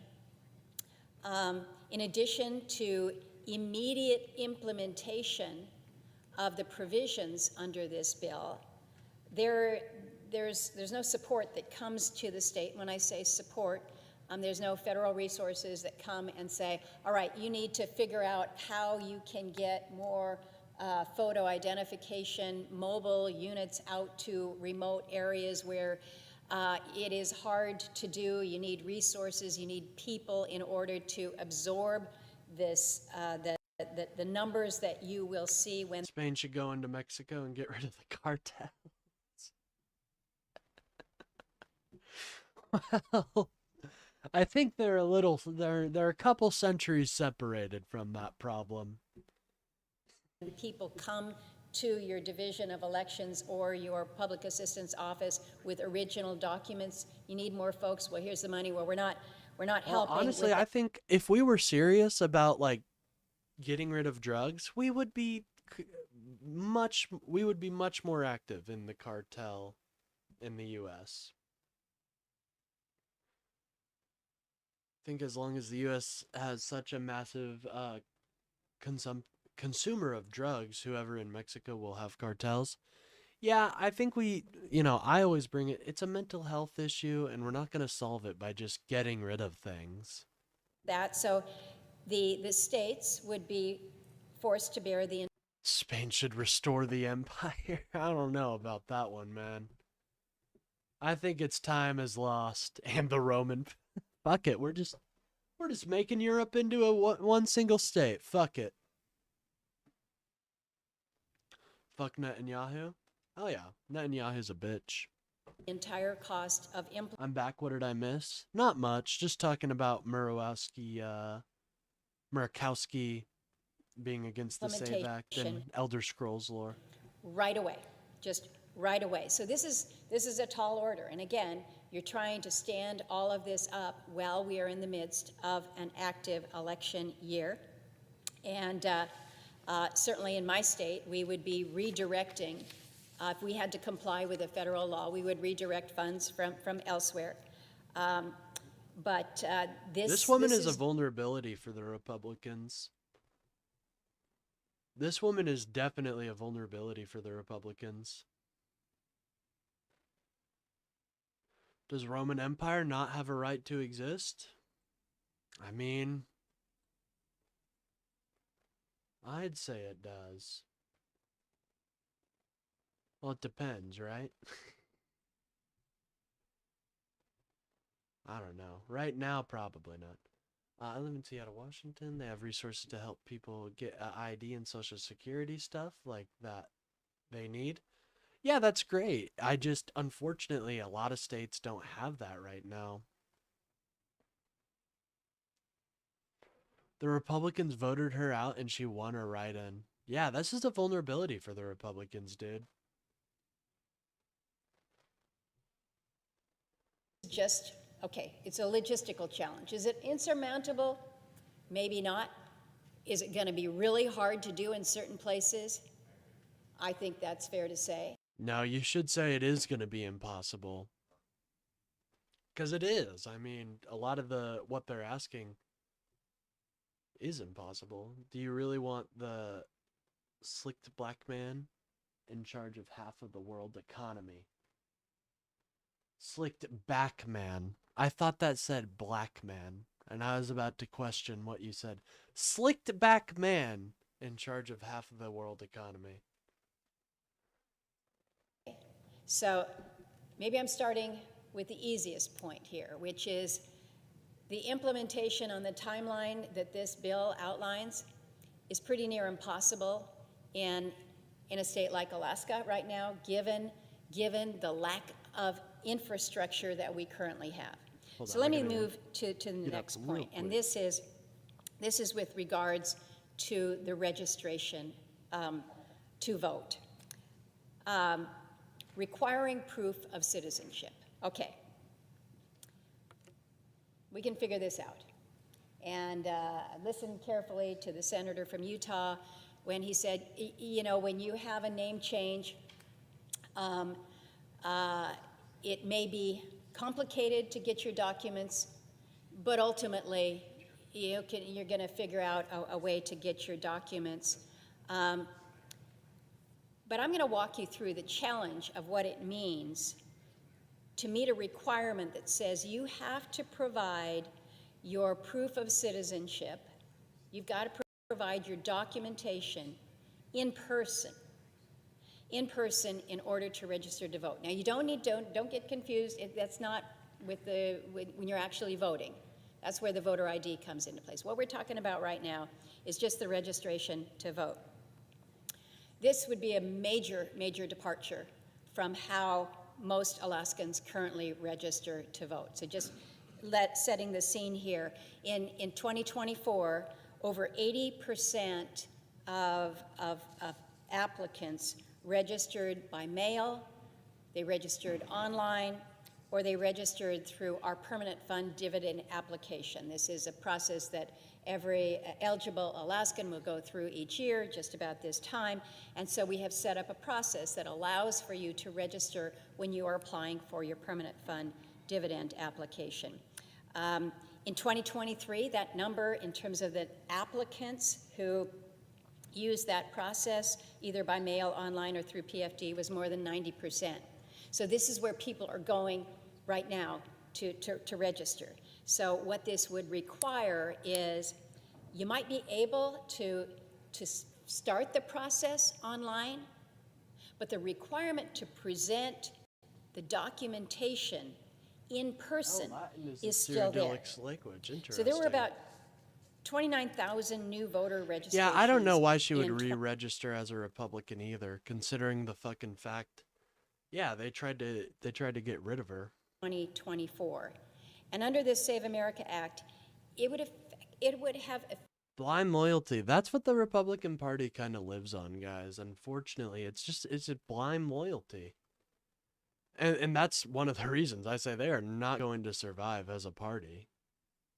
You can't just ask for blind loyalty and get nothing in return. One moment, I gotta check something on my end. My apologies, guys. Anyways, if you guys are enjoying the stream, don't forget to like and subscribe, by the way. It really does help out the channel and get me boosted out there in the algorithm. Not really too much of a concern in terms of this stream, but definitely the short stream. You gotta fucking smash that like button. Effectively forced about 25,000 of these Alaskans to go to the Alaska Division of Election Offices to provide the documentation in order to certify your citizenship. Now, people have said, well, wait a minute, it's not just the Division of Elections that you can go to. There are potentially other agencies that you can take documentation, whether it's state public assistance agency, Department of Motor Vehicles, other locations that the state has designated as voter registration agencies. So let me just walk you through. Again, I should have my map of Alaska overlaid on the continental United States, but we're 1/5 the size of the United States. These stars here are the 6 division of elections that we have in Alaska.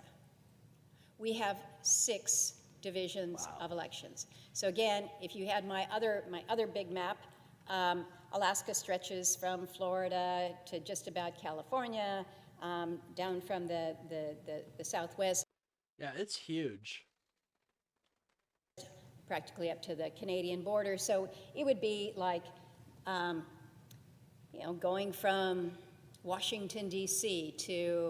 Yeah, it's very worrying. I agree. Like, dude, I was helping my cousin's middle school on the Chromebook. The kids were playing Five Nights at Epstein's. You should watch the news report on it. It's funny and worrying. Bet I'll take a look at it.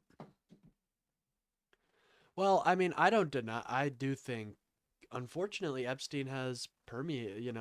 His persona has permeated into the public consciousness.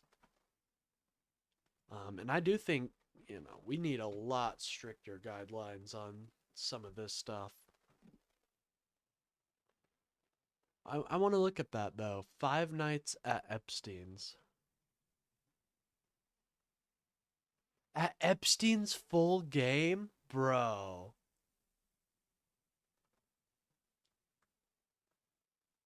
This is bad. Should parents be concerned about the Five Nights at Epstein's online game?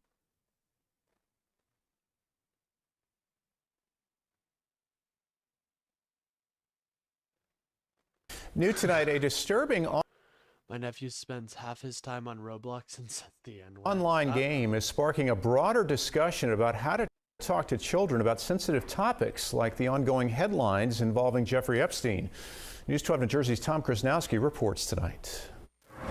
I just walked in my daughter's room and she told me she was playing Five Nights of Epstein. And I'm like, what?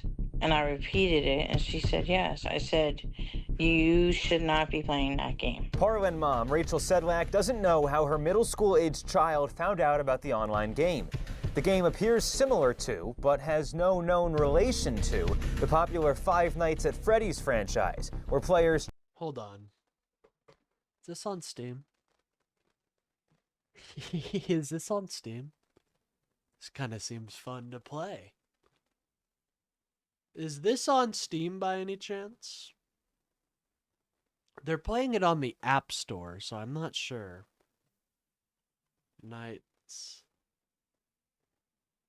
at... Okay, so it's not... It must be... Is it a browser game? Let me check. Let's see. Five Nights at Epstein's.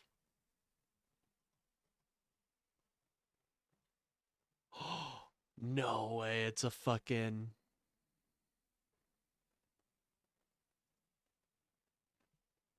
Oh, is it an Android game? What the fuck?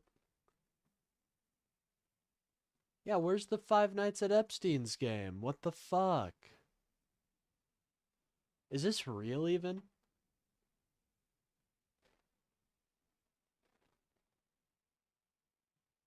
Geometry Dash Light. Oh, I guess it is. I guess it is, guys. Let's play a little Five Nights at Epstein's. Let's play it. We don't need the news report. We can just play it right now. All right, guys. Get ready to be scared, okay? Oh, God. It's so scary. Oh, I don't know if I can play, guys. This is really scary. Yeah. Night 1. Alright, let's go. Let's do this. Defend yourself against Epstein. Hold on, what does this say? Epstein always starts at cam 11. Use the camera audio lure to keep Epstein far away from you. Make sure your camera... You're playing the sound in the next to the camera where Epstein is. Playing sound only one spot will not work. You do it twice or more in a row. Okay, got it. Okay, well, this doesn't seem that bad. How do I,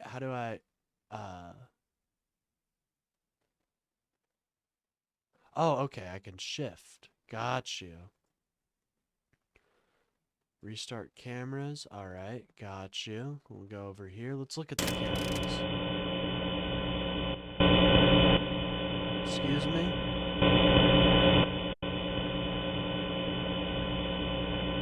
Where's Jeffrey? Jeff, I thought you were on camera 11, Jeff. But you're not here. Sorry, that's loud as fuck. One moment, guys. Holy shit. Oh my god, that is so loud. What is Jeffrey doing? Holy shit, Jeff. What the fuck is wrong with your cameras, man? Got a weird buzzing nose. Camera 1. Interesting. I don't see Jeff anywhere. I think that's my big issue, is I don't really see Jeff. Where is he? There's Howard Lutnick. Well, I don't see Jeff.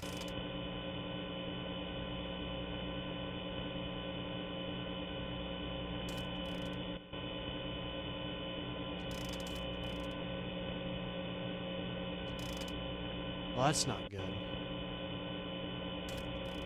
Jeff, did you do something to the camera?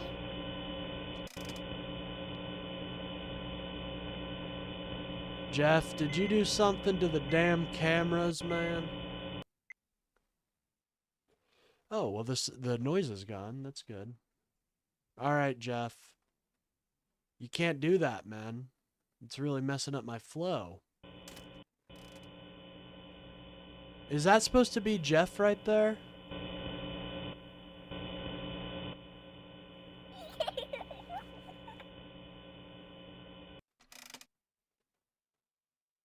It was modded to have Bill Clinton, Netanyahu, and Harvey Weinstein, and of course Bill Gates and Drake. Interesting. Well, I'm not seeing Jeff anywhere. It seems like I'm pretty safe right now. I mean, do you guys see Jeffrey anywhere? I don't see Jeff.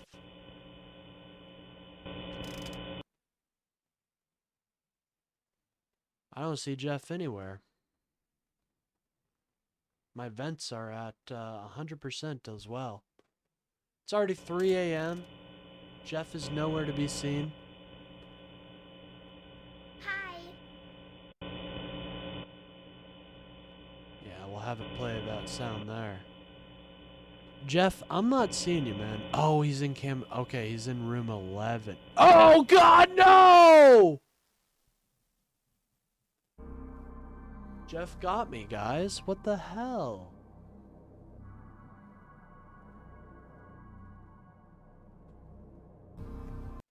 Oh no, Jeff got me. Alright, now I know where he is. In FNAF, you rarely see Freddy, too. Very true. Alright, now I know where he is, though. Now I know. I was looking at the wrong camera. At the wrong camera the entire time. Jeff, you should be there.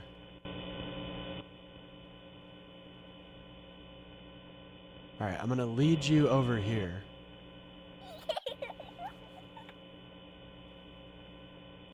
Alright, Jeff. It's you and me, buddy. Just you and me. Is that the lovely Lolita Express I see there? What's that? Why is there... No, I don't like that. Alright, Jeff. Where are you, though? The game has its own website? Oh, bet. Why am I don't want to play this.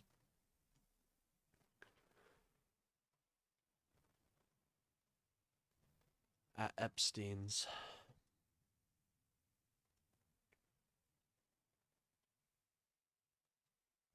If it has its own website, we're definitely gonna... See, I don't want the parents shocked shit. There we go. Here we go. This is the official version. I can download the game too. If I put it on, no, full screen, we'll just make it actually full screen. I don't want that. Headphones are highly recommended. Well, isn't it a good thing that I have headphones?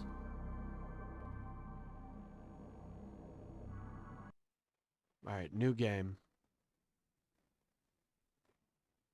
I can't zoom in. It's kind of annoying. Oh well. Alright, night 1. Night 1. Move your mouse to look. Control panel. Alright, this does feel a little different. This is a little different.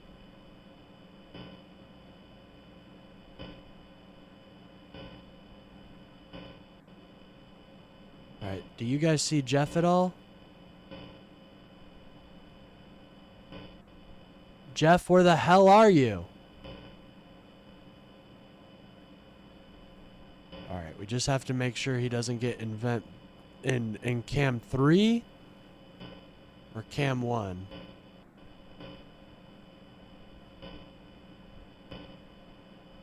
It's far away. Let's get him all. I want him to be here.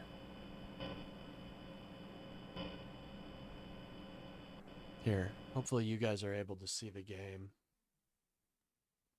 Change the title? Okay, I can do that. One moment. Let's do that real quick. Actually, it seems like it pauses the game for me, so we can real quickly playing Five Nights at Epstein's.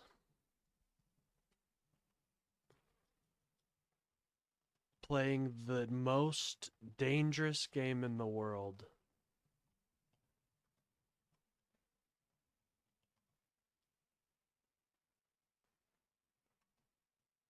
Five Nights at Epstein's. There we go.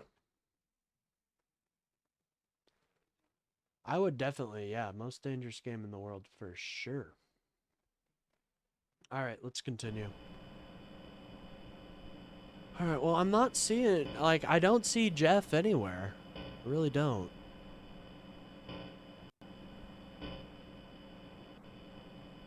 Like, I'm supposed to see him. What's the control panel got? Yeah, you want to close the air vents?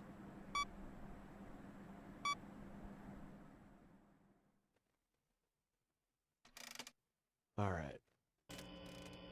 Just for a little bit. God, that does just rapidly close. Alright, there we go.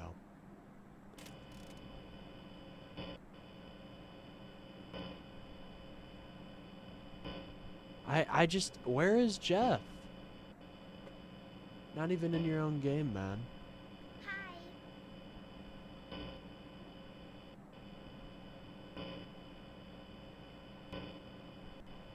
Pretty well made game.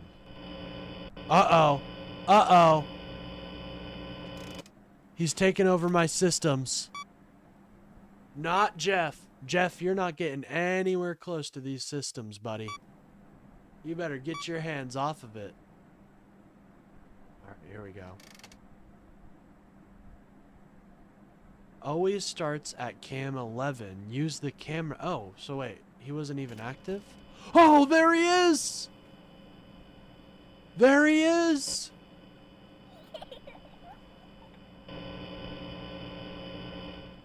There he is, guys. We got him. Alright, Jeff. You ain't getting past me, buddy.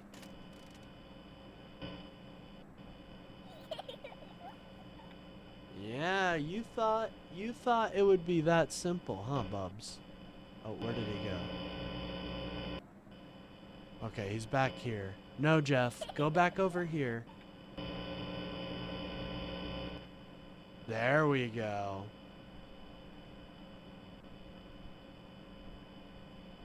I think the Dovahkiin will call in. Well, right now I'm playing a little Five Nights at Jeffrey's, so I really got to focus on this for a minute. Oh, there he is. Oh no, he left. No, Jeff, go back in here. No, Jeff, go back in.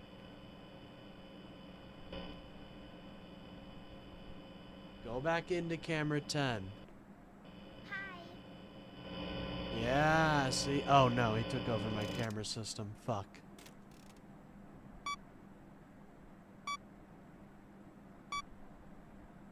Later? Oh, okay, bet. Hell yeah, dog. And, you know, during the, debates in my final hour, I do friendly call-ins pretty... Or I do them as much as I can. No, Jeff. Soon Trump and Stephen Hawking will appear? Good lord. Oh no. Close the vents? Is he at the vents? I don't think he's at the vents. Wait, where is he? Okay, there he is.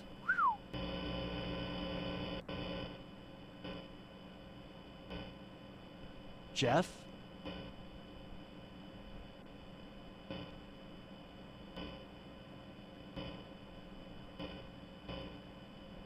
Where the hell did Jeff go? Okay, there he is.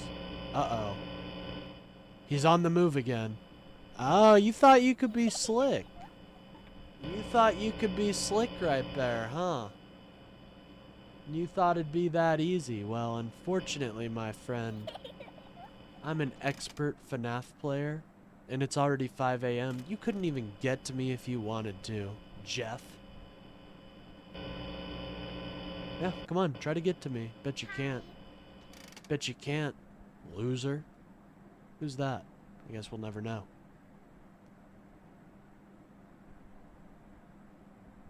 I can just sail into the sunset. Yeah, go check what that was, Jeffrey. Alright, time to sail into the sunset. I don't even need to do anything right now.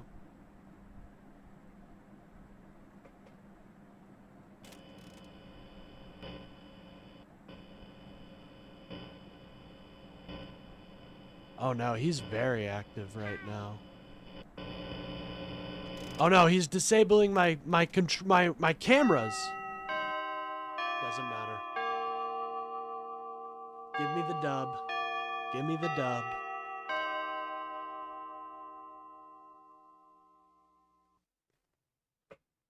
Jeffrey came for you in the vents. Alright. Well. I want to beat this. I'm going to be honest. Defend yourself against Trump. Trump will try to attack you through the vents in cam 1 and 2. So if you hear him banging in the vents, head over to the control panel. Okay, yeah, you will die from lack of oxygen. Alright, Jeffrey's over there. It's fine.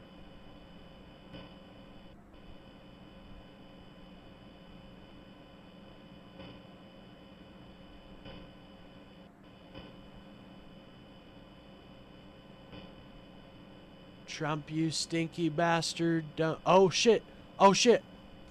The vent's open. The vent's open. Close air vents.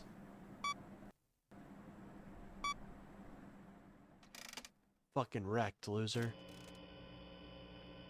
Was that air vent always open, though? Oh, no. We've lost track of Jeff. Alright, Jeff, come back. Alright, let me turn on the air vents again.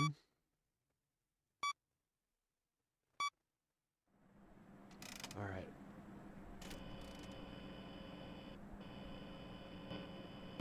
No!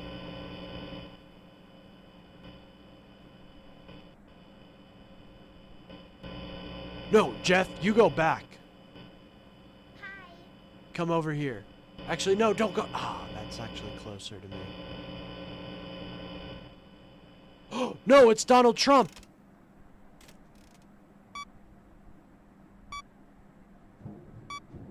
Yep, I hear him. He thought he could come down.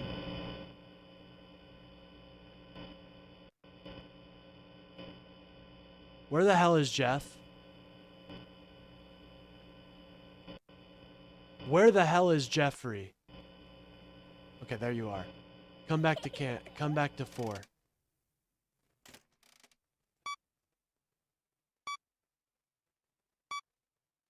Alright, open up those air vents. Alright, come back to cam 4, man. I won't lie, this is a lot more intense than the first night. There we go. Oh god, he shut off my cameras.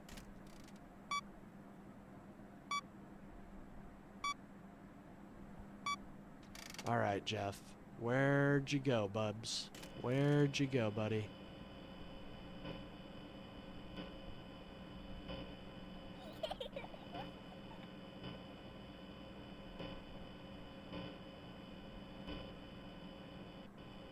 Where'd Jeff? Okay. No, it's Donald!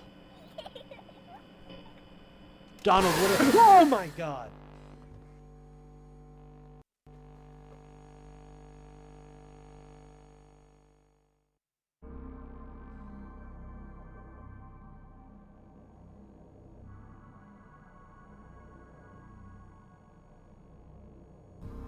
I think that's bullshit, man. I was distracting Jeff, for a while there. What the hell? Guess we'll continue. I'll try one more time and then we'll get off of it. Okay. Alright, Jeff, we need you to stay there, Bubs.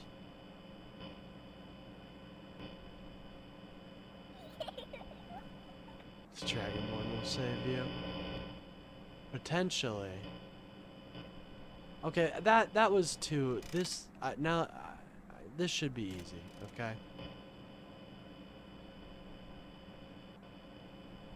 Just keep track of Jeff. That's all I need to do.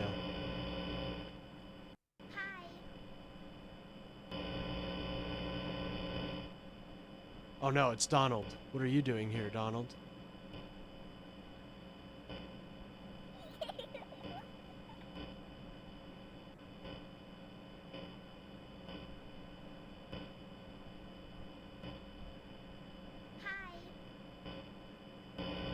Uh-oh. Both Donald and... Oh, look at that! 2 best friends. Oh no, that made him leave. And it caused an error in my camera. Oh no. Oh no.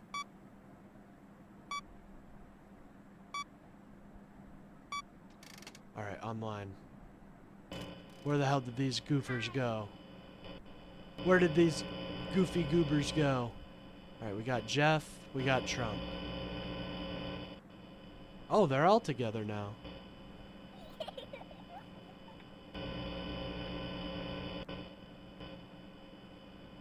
Alright, now you just lead them back. Just lead them back. Hey guys, how are you doing? Wanna go over... Ooh, you wanna go over here actually?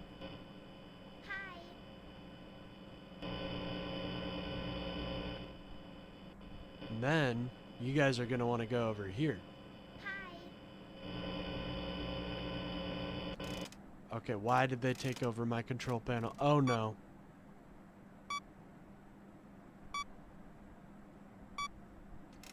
Alright, let's see if we... Oh no, they've left containment, guys. They've actually left containment. Where the hell did they go?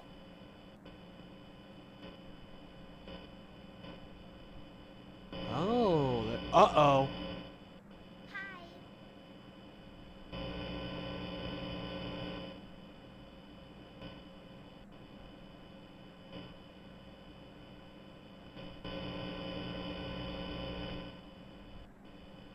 Okay, Trump is there. And Jeff is there. Okay, we need to get... Jeff, you need to come back here, man. So Trump and Jeff should be right there. Yep. Gosh, we are so good at corralling pedophiles. Alright, no time to slack, ladies and gentlemen. Restart those cameras. Restart those cameras. All right, online. Let's see if we can. All right, Trump is there. Let's try to get him corralled back.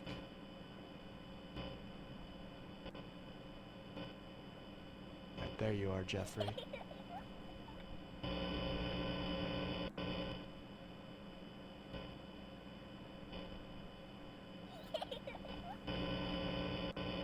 You better not have just switched to cam 4. Okay, he did. God damn it, Jeffrey. Alright, this isn't that bad. I think, isn't that bad. If we just keep doing this, we should be fine. Right, there's Trump. Where the hell is Jeffrey?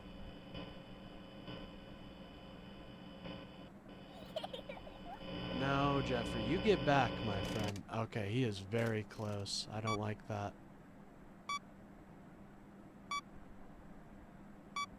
Right, just 2 more hours, guys. That's all we gotta do. I had a feeling. I had a feeling. Where's Trump Meister?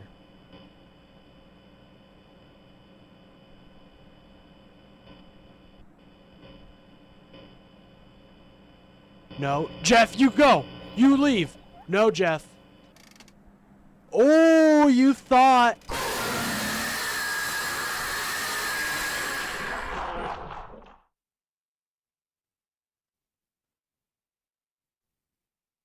Yeah. I think that's a good place to end it. Anyways, that was 5 Nights at Jeffrey's, guys. Hope you guys enjoyed that. I saw him. I saw his little ass peeking out. What was that? What was that? Anyways. To Ohio to go. My map is probably off on that. So How do I maybe go shouldn't from... be using those. We gotta have a bit of a refresher. Honestly, it's good to see Republicans not supporting the SAVE Act, but kind of a little dry there. Kind of a little dry. Let's see what else we got.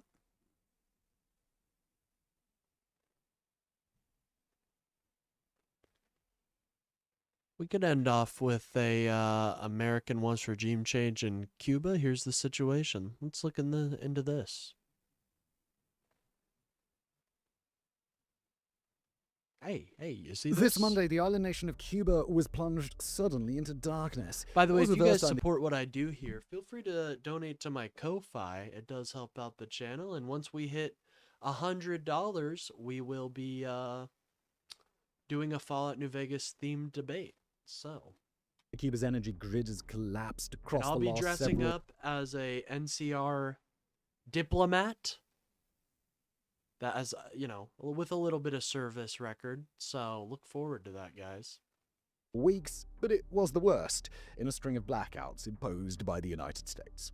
Without warning, and with no prior failures in Cuba's system to set off the collapse, Cuba's entire grid simply collapsed under its own weight, and it wasn't until 2 days later that the lights even started to come back on. Roughly 10 weeks after the United States captured Venezuelan dictator Nicolas Maduro, Washington's blockade of Venezuelan oil shipments to Cuba has reached a critical stage. The island's running low, not just on power but on basic necessities. Humanitarian aid is intermittent and slow to arrive, and even with the strictest rationing, the island will go totally dark in just weeks. Social unrest is spreading, and Cuban officials are considering unprecedented concessions for the United States.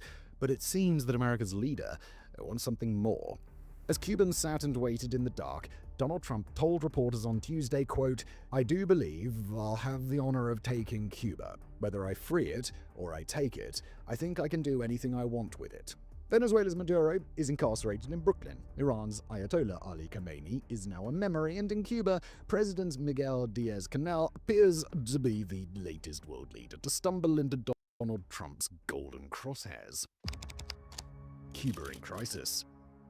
From the Bay of Pigs invasion to the Cuban Missile Crisis, from the fall of Cuba's Soviet sponsor to the return of full American embargoes in the late 2010s, Cuba's communist government has experienced more than its fair share of calamity. But over 67 years of continuous communist rule, the nation of Cuba has never experienced a catastrophe like this. Look around the world today, and Cuba's situation is just one small part of a much larger global shift. The island and its people are what poet Robert Penn Warren once called a bubble on the tide of empire.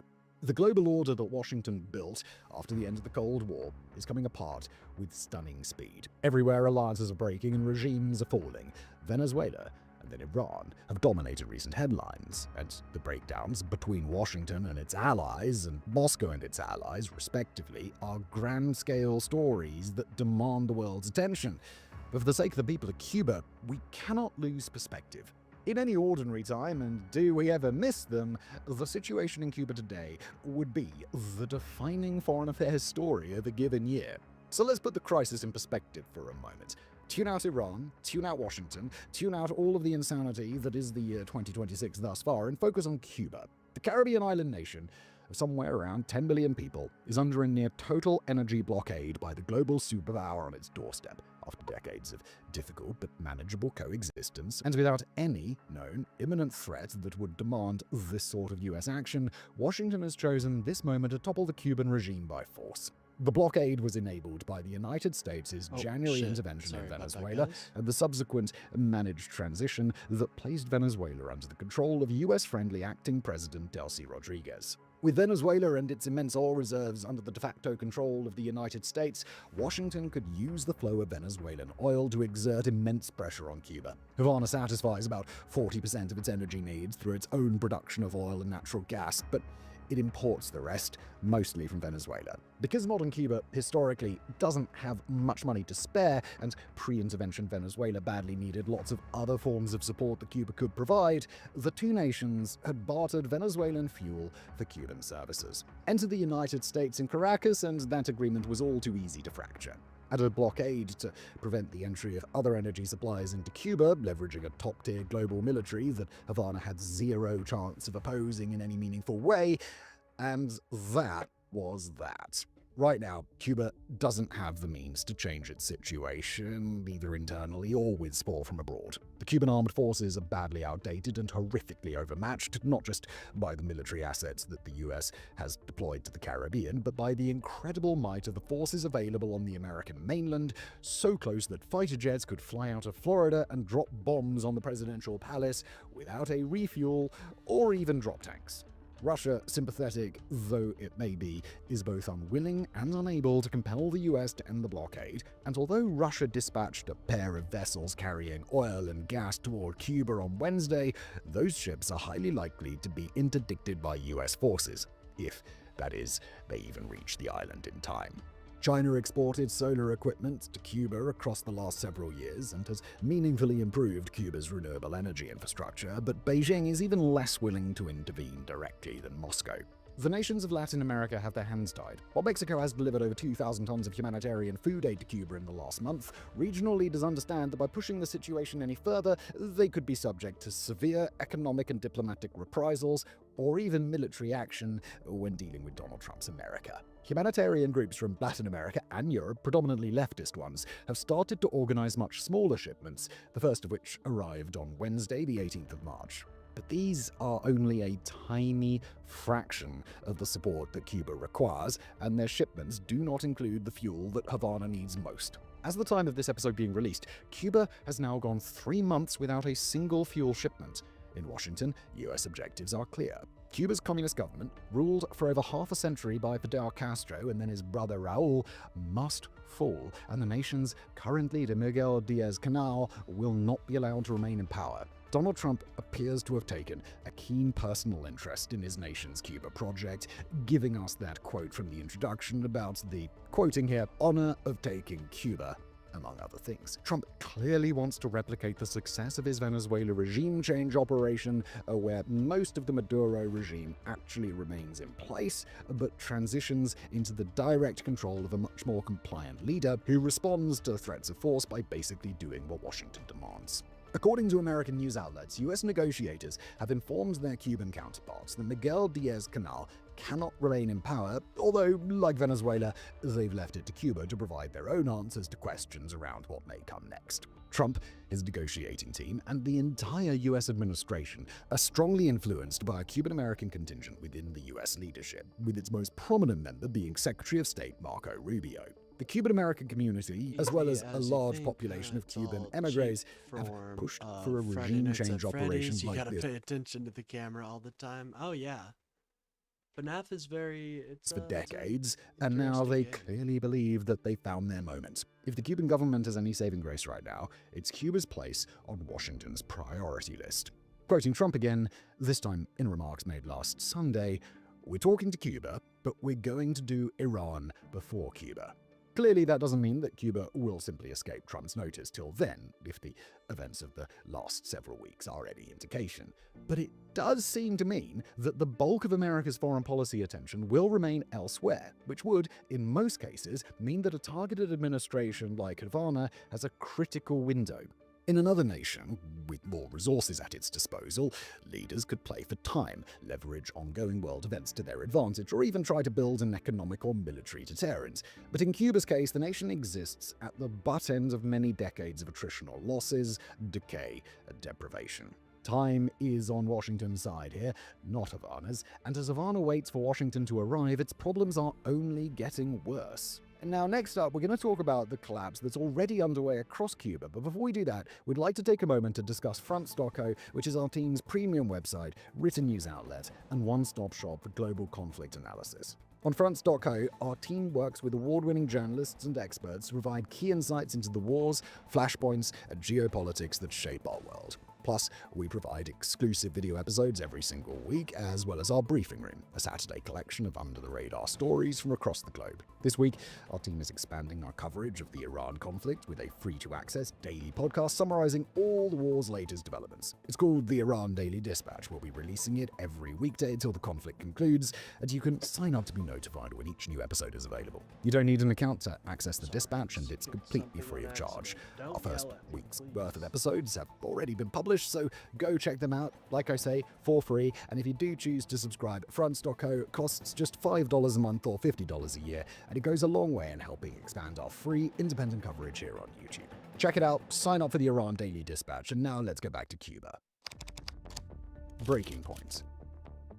Headed into this week, it was hardly a surprise to either Cubans or onlookers from across the globe that the situation on the island was getting worse. On Monday, though, things deteriorated even further when, without warning, the entire nation was plunged into an electrical blackout. It wasn't the first time that the Cuban grid has collapsed over the last several weeks, but this particular blackout was an especially bad sign of things to come. Not only did it last for a full 29 hours, but the blackout had struck with no prior signs that a failure was coming. Typically, there may be warning signs elsewhere within the system, localized power interruptions, or strayed in other areas as the grid works to compensate. I believe every country has beautiful women. But this time, there was nothing. Worst of all, this latest blackout came as Cuba was already well into nationwide rationing. Across much of the country, power might be available for 4 hours of a good day, and even hospitals and other critical human infrastructure have faced serious constraints. For the Cuban grid to collapse even after those measures were in place is a bitter reminder of the scale of the challenges that Havana has to deal with. Like most of the country's infrastructure, its power grid is elderly, and in other countries, under more normal circumstances, it would have been retired a very, very long time ago. The Cuban public is feeling that pressure, and they've been making their presence known in ways that Havana historically hasn't had to deal with. Last weekend, deep into the most recent blackouts, demonstrators in the city of Moron took to the streets in the hundreds in what quickly devolved from a protest to a riot. Their civilians set fires inside the local Communist Party headquarters, causing significant damage in the process. Across the country, Cubans have taken to banging pots and pans each night in a show of discontent, especially when daily blackouts have gone on for too long and street protests have started to spread across the country. In just the first half of March, human rights organization Cubalex reported 130 protest gatherings against just 31 in the month of January. In better times for the Cuban government, acts like these would have drawn serious and quite possibly deadly reprisals as a well-established and deeply entrenched secret police infrastructure lurched back to life and re-established control. This time, the response has been very different. After the burning of their headquarters in Moron, Cuba's president sympathized with the protesters publicly, warning of severe retaliation if protests turn violent, but otherwise endorsing their intent to express their frustrations out loud. If Diaz-Canel was hoping that leniency might endear him to Washington, then he seems to have been sadly mistaken. His ouster remains a top priority for American negotiators even now. Granted, he's hardly been welcoming of the United States' actions, deriding the US blockade quite accurately as a, quote, economic war, and promising, quoting again, impregnable resistance if the US were to launch a military invasion. On the 18th of March, the head of the US military's Southern Command reassured legislators that there are no active plans or rehearsals ongoing for ground operations in Cuba, but from Havana's perspective, that reassurance only counts for so much. Even if the US really doesn't intend to conduct an invasion, it's got other ways to get rid of Diaz-Canel through military means. After the United States' removal of Nicolas Maduro, in which dozens of elite Cuban bodyguards were slaughtered, Cuban forces likely understood that they would struggle to stop a similar raid by special operators. American Spec Ops units are known to be present throughout the Caribbean, and while some among their number have been redeployed to the Middle East, the remaining units would likely be more than capable of a raid into Havana if needed. Other American assets are highly active in the region, especially in Ecuador, where US naval and air power is assisting Quito with a major offensive against organized crime and narco-trafficking groups in the eastern Ecuadorian forests. According to the Southcom commander, the United States is also preparing for mass migration out of Cuba, with the Department of Homeland Security, and particularly the US Coast Guard, expected to take the lead on a response if many thousands of migrants were to try to get away at once. To the extent that Cuban officials have been able to offer concessions to the United States, they've mostly tried to appeal to the Trump administration's economic interests, hoping to strike a deal and secure a more managed transition out of the crisis.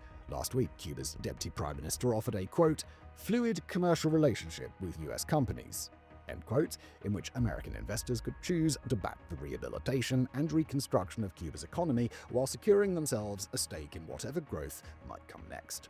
That proposal will require legal changes to pass through the US Congress, but it's a strong bet by Cuban negotiators. Whether it's in the Middle East, South Asia, Sub-Saharan Africa, or the Caucasus, America's current leadership has been quite enthusiastic about looking past historical animosity, ideological differences, and even ongoing conflicts if it means that Washington can engage in a bit of deal-making. Cuba is home to critical minerals that the United States would very much like access to through secure supply chains like cobalt, nickel, and manganese. Also helping to sweeten the deal, Havana has started to release political prisoners in a move that could make Cuban Americans and Cuban exiles in the US more likely to support a negotiated resolution. In a further appeal to those communities, Cuba is expected to invite investment from the Cuban diaspora abroad starting Monday, which would be a positive and long-awaited change for Cubans living elsewhere. As for how a managed transition would look, to be clear, communism is not necessarily prohibitive for the United States to form economically vibrant, close alliances with other nations. Take Vietnam, a country that's lived under single-party communist rule since its days at war with America, but is now one of America's closest allies in the Indo-Pacific. In Cuba, communism isn't necessarily a deterrent either. According to people familiar with the ongoing talks, one of the grandsons of 94-year-old ex-leader Raul Castro, named Raul Guillermo Rodriguez Castro, and better known as El Cangrejos, is a potential candidate to lead the country under American supervision. El Cangrejos leads his grandfather's security detail, enjoys deep connections with the Cuban military and its many economic interests. But whether he's the one to take over or it's someone else, Washington has been consistent in its desire for a complete overhaul. Quoting Marco Rubio on the island government, their economy doesn't work, they're in a lot of trouble, and the people in charge, they don't know how to fix it, so they have to get new people in charge, end quote. But as US action in Venezuela has shown, Washington is much less interested in the principle of regime change than in ensuring that a targeted regime changes as much as is necessary to bring it into compliance with American objectives. For Trump, that distinction might end up causing some short-term problems, especially with the Cuban-American constituents who have played a key role in his wider political movement. According to local and national news outlets, Cuban Americans in South Florida are now concerned that Trump might not go far enough, leaving elements of the Cuban government, the communist political system, or even a member of the Castro family in place. These are communities that have pushed for Cuban democratization for decades, many of whom are the descendants of people who fled Cuba during and after the communist takeover. A fair proportion of them still have property claims on Cuban land that was expropriated by the Castro government. They've got economic interests tied up in the idea of post-communist liberation, and they've got family members still on the island waiting for the US to finally bring about change. Many of them feel as if they've already been burned once in the Obama years, when Raul Castro's government managed to partially open relations with Washington. This time around, they wield considerably greater power in Washington, and their influence might be enough to push the White House away from a pure economic integration and toward a more comprehensive overthrow of the Cuban Communist Party. As for whether that's possible or whether it might pose a greater risk to the people of Cuba in the long run is entirely another question, and Washington... Well, that's gonna be good. Sounds like we're gonna have an easy time in Cuba, just like Iran, guys. Great. Anyways, guys, I'm gonna get out of here. It's getting a little late, so I am gonna get out of here and get going to get some of my other stuff done. So if you guys enjoyed the stream, don't forget to like and subscribe. It really helps out the channel and gets me boosted out there in the algorithm. I'll be live tonight with debates, so I look forward... Oh, didn't mean for that to start playing, but I look forward to seeing you guys there. Anyways, let me get this boosted up, and we'll get out of here. All right, peace, gamers. I'll see you later tonight.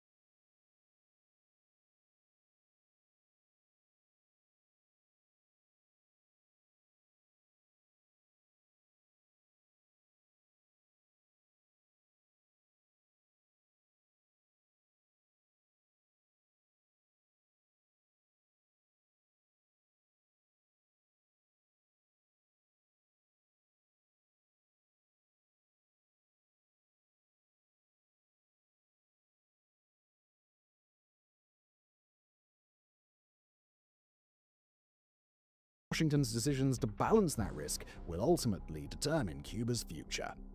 Thank you for watching.